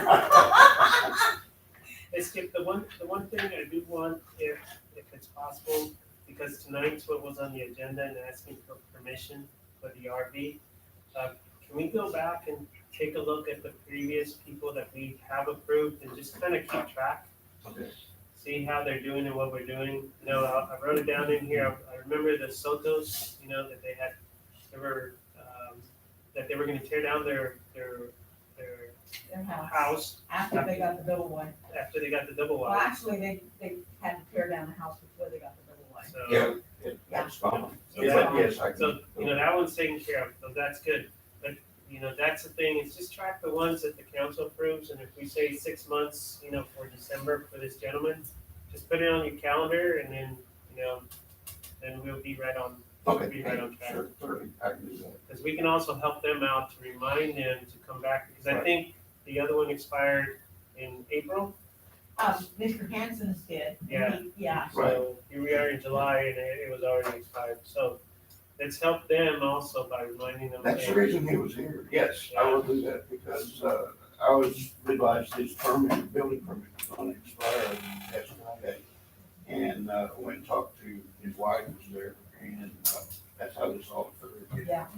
Yes. Just take a look at the previous ones, and then just. He didn't come in on his own. He had to be prodded. Anything else? Little bit. Okay, I'm sorry. I've got, or I believe. No, go ahead. There's a property on Main Street that, the now owner, inherited this vacant house lot. And, lives in Oregon. And she got most of this yard mowed.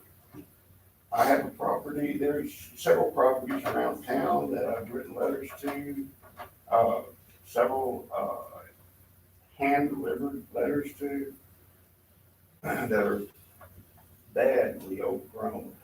And there's one in particular in Twin Lakes. Lake lives, is a third owner in the past 2 years. Lives in Laredo, that I have not received a certified return receipt back. It's in her letter that we would be contracting out to have her property mowed. For this one in particular, it probably would run about $400 to $500 to have it mowed, possibly more. It's not a small lot. It's this small, and neighbors are complaining about it. I don't know what to do. I'm going to approach Josie this coming week about contracting out somebody to go mow it and bill this person.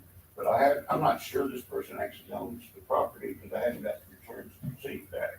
Only reason I know this person may own the property is I went through Medina County CAD to locate ownership on it.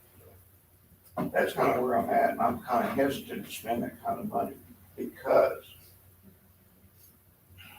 2 years ago, hadn't been taken care of for 30 years. These people bought it, they started to plan on moving a house into it, they even laid a driveway down.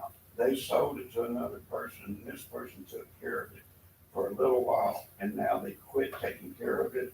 If we go in there and maintain it, does that mean we're gonna have to maintain it every month? That's where my, Josie, Yeah. there's no reason why we can contact the appraisal office and find out who the owners are, right? that's basically what I That's did. what he already did. Oh, but you went to CAD. That's an appraisal district. Did you search the obituaries? Maybe the person's passed No, I didn't. No, I didn't. No, I mean, that's just. But I know that delivery of the certified letter went to the front door. Nobody's there to accept it. I've traced it that far, that this person by this name lives at a house in Laredo. The only requirement, if you've already done that, got the address from the appraisal district. Yeah. To send notice to them, and then it's going to be a decision, if you want to, ask the council to approve the cleanup, and then we can put a lien on the property. That's what, yeah, because it's not a homestead. You could put a lien on it. And that's what I addressed in the letter I sent them. If they ever accepted, they would realize it also. Yeah. So do you think enough time's gone by to where we should put it on the next agenda?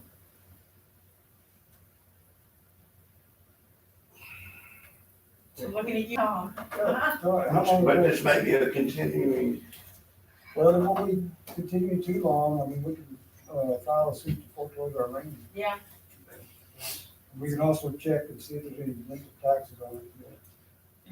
yeah, and I know they do not, they're not up to go. They don't have any utility services on the property. And you said this was in Twin Lakes? Yeah, lot 59.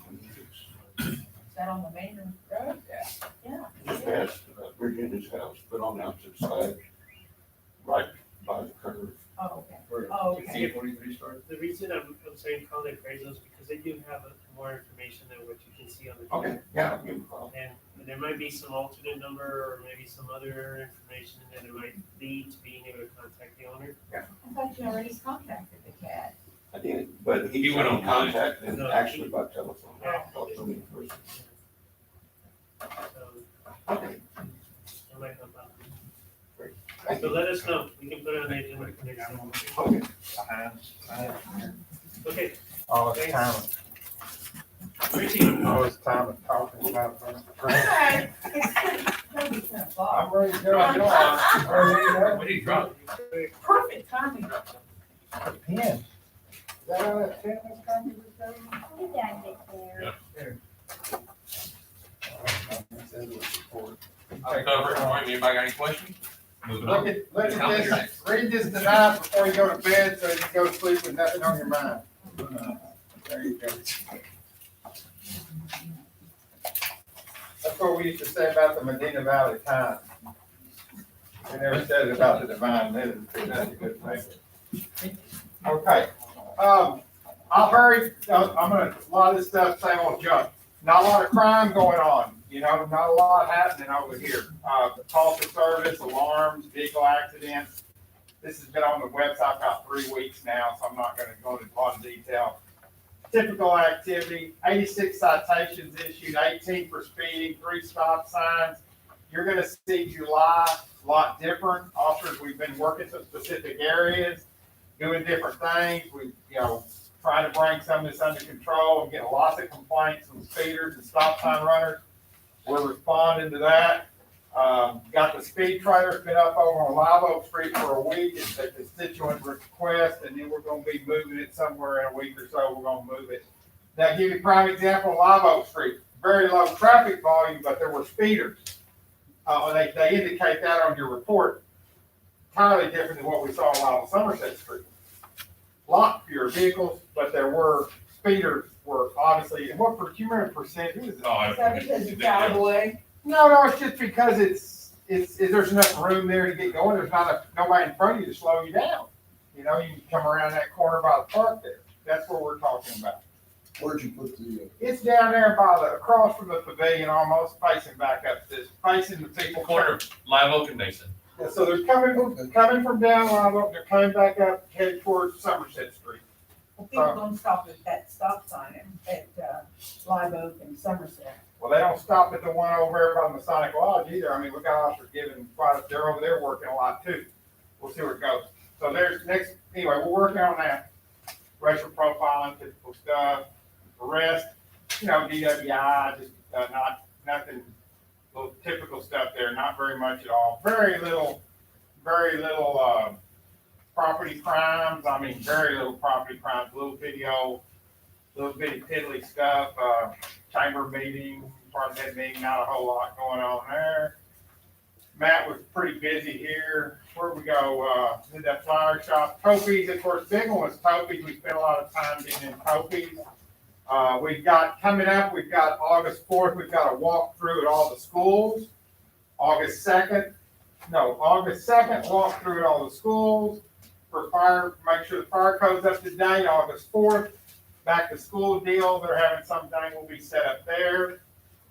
Cases we filed, nothing too drastic there. Human resource stuff.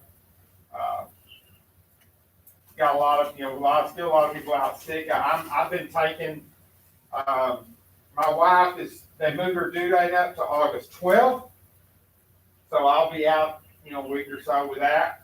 I've also been trying to take a lot of vacation. I've got way more days than I need and should have. And then same as sick leave, I got office been there. I probably got 500, 600, 700 hours of sick leave. I don't even know. I don't keep up with it.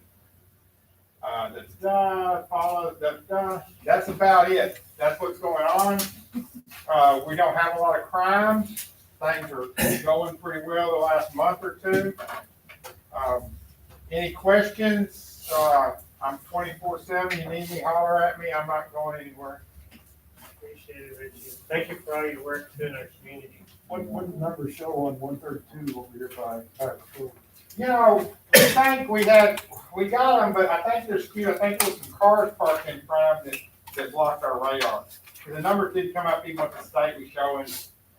Our numbers were really low. Yeah, and we had the same problem in coal mine. It caught the train.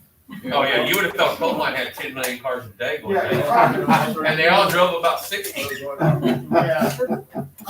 So we're having to those were two things I didn't think about. Someone parking in front of the trailer blocking the actual radar. And then we didn't think about the train until Max, it was like all these people going 60 miles an hour, for like a long time, every time they caught a car, every train car was kicking it. Yeah, it might be doing that too. It was just kind of an angle. But that's what we got going and any questions? All right. I think we've covered all mine, so pretty much talking about the audit and the ARP funds and the budget. So, Richie, you broke the peg and questions? Never almost killed the sheep right there. I'm sorry. Miss Calvin gave me this pen and I already lost it. Turn my back for a second. It was like school country. Where'd you get these cheap pens? I know. It's even better we get to see it on YouTube, right? That would be good. All right, Dusty. Okay, I sent out my report to y'all on Saturday. I don't know if any of y'all got to read it, so, I did present it in my form tonight. I will tell you, I did check with the bank today, And we did receive the $69,000 plus from Sapphire. So we will be paying, City Public Service that, the amount of money that they charged us for the outage last November. So Sapphire really did it down in eyelash. They took their time, but, they paid it. So, our sales tax, like I said earlier, was doing extremely well. You saw that amendment. Property taxes, hoping to get those pink notices out this week to where we can, try to up the, property tax collections for August and September. The hotel motel tax occupancy, the payment that we received this month, over $11,000, that was the highest payment we ever got from Best Western for hotel tax. The best that I remember before that was like about 10.5. So they must be, well, they kind of went up on their prices too. So. They're full of money right now. Yeah, but They're they are, they're doing good business, a far cry from last year. So, franchise taxes, we're set to get most of them paid in August. And, again, the sales tax, it's just amazed me how much they've gone up, so. The aquifer continues to go up with all these rains we've had. We came real close to hitting stage 1 again, but the rain started, so, we're about, for the calendar year, we're about, 15 acre feet more than last June, and I'm hoping that with the rains, that's gonna cut into it a little bit, but,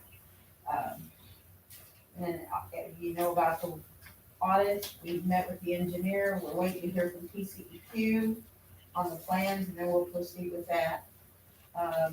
Impact fee, as you know, we've got the impact fee, meeting for the, I believe it's the 23rd of August, the second meeting that we had in August. Budget minutes, we're gonna be working on quarterlies. And recycling's remained about the same. I'm done with online courses for a while. It's the AEP rate case. The attorney notified me that they settled. They felt that was the best outcome for now, with the settlement that they made. We made a bond payment that we sent off already that was due August 1st. And then, I put some pins and some power banks in front of y'all that will be given to the teachers on August the 4th. And I told y'all earlier about the utility payment apps that nobody took advantage of that. And the last thing is salary is coming along. The inspector came in last Friday and told me that they got 2 things left on their punch list. They need some erosion control over there, and the manholes all need to be grouted. And once they get that done, it'll be okay. And that's all I have, unless y'all have some questions of me. Anybody? Awesome. Okay, I'll go ahead and throw in some of the information on there with part of the mayor's report on there. We are working, just like Matt was talking about, in interlocal agreement with Atascosa. I also reached out to Medina County. This one is specific, and Sam, just for your awareness, they answered back, and they're gonna go ahead and help us out with that. Because this one is, so we can help out with the roads over at Twin Lakes. Okay? So, some assistance with that. Of course, there goes with their process. Once we get it, we'll get it to Tom, make sure it gets reviewed and everything, and we'll go through that. So that might be option. We'll try to help out with some of that. Talking to the commissioner of that. Please remind folks about the waste management. Price is gonna go up because the bill is coming, it's right around the corner. And another business, just so you know, Vic's Cocina actually opened up. This is the one on Adams Street with candy apples and stuff. So they had a lot of movement, a lot of things. Joseph, thank you for being there. Appreciate it, for doing your district. Great place to be able to do that. And there's a few more other ones they're looking at opening up. Anything else? Anything that we need to pass on for information purposes? We got a lot of information. We started turning down the old El Cid today, all that. Yeah. The guy told me that they think that they'll be done by the end of the week. And they said the 31st of July, right? One of the business that was supposed to have was grand opening, remember, Mr. Henry, when we went to the Denver meeting? There announced that somebody was gonna have, grand opening, or, Birmingham. I think it was the Vic's Cocina. Oh, was it? Yeah, Vic's That's what he Cocina. had. Yeah, it was. Oh, I think the next one we might get would probably be the bakery right there on Adams Street too. It might be the next one, but we'll send out information as we get info. Well, if nobody else has any other information to share, Joseph, please go ahead and, can I get a motion for us to go ahead and? I make a motion, please. We have a motion, Aaron? Second, okay. All those in favor? Aye. Thank you. 10:07. Have a great evening. Thank you so much. Yeah, I want to keep on right here. Yeah, that city's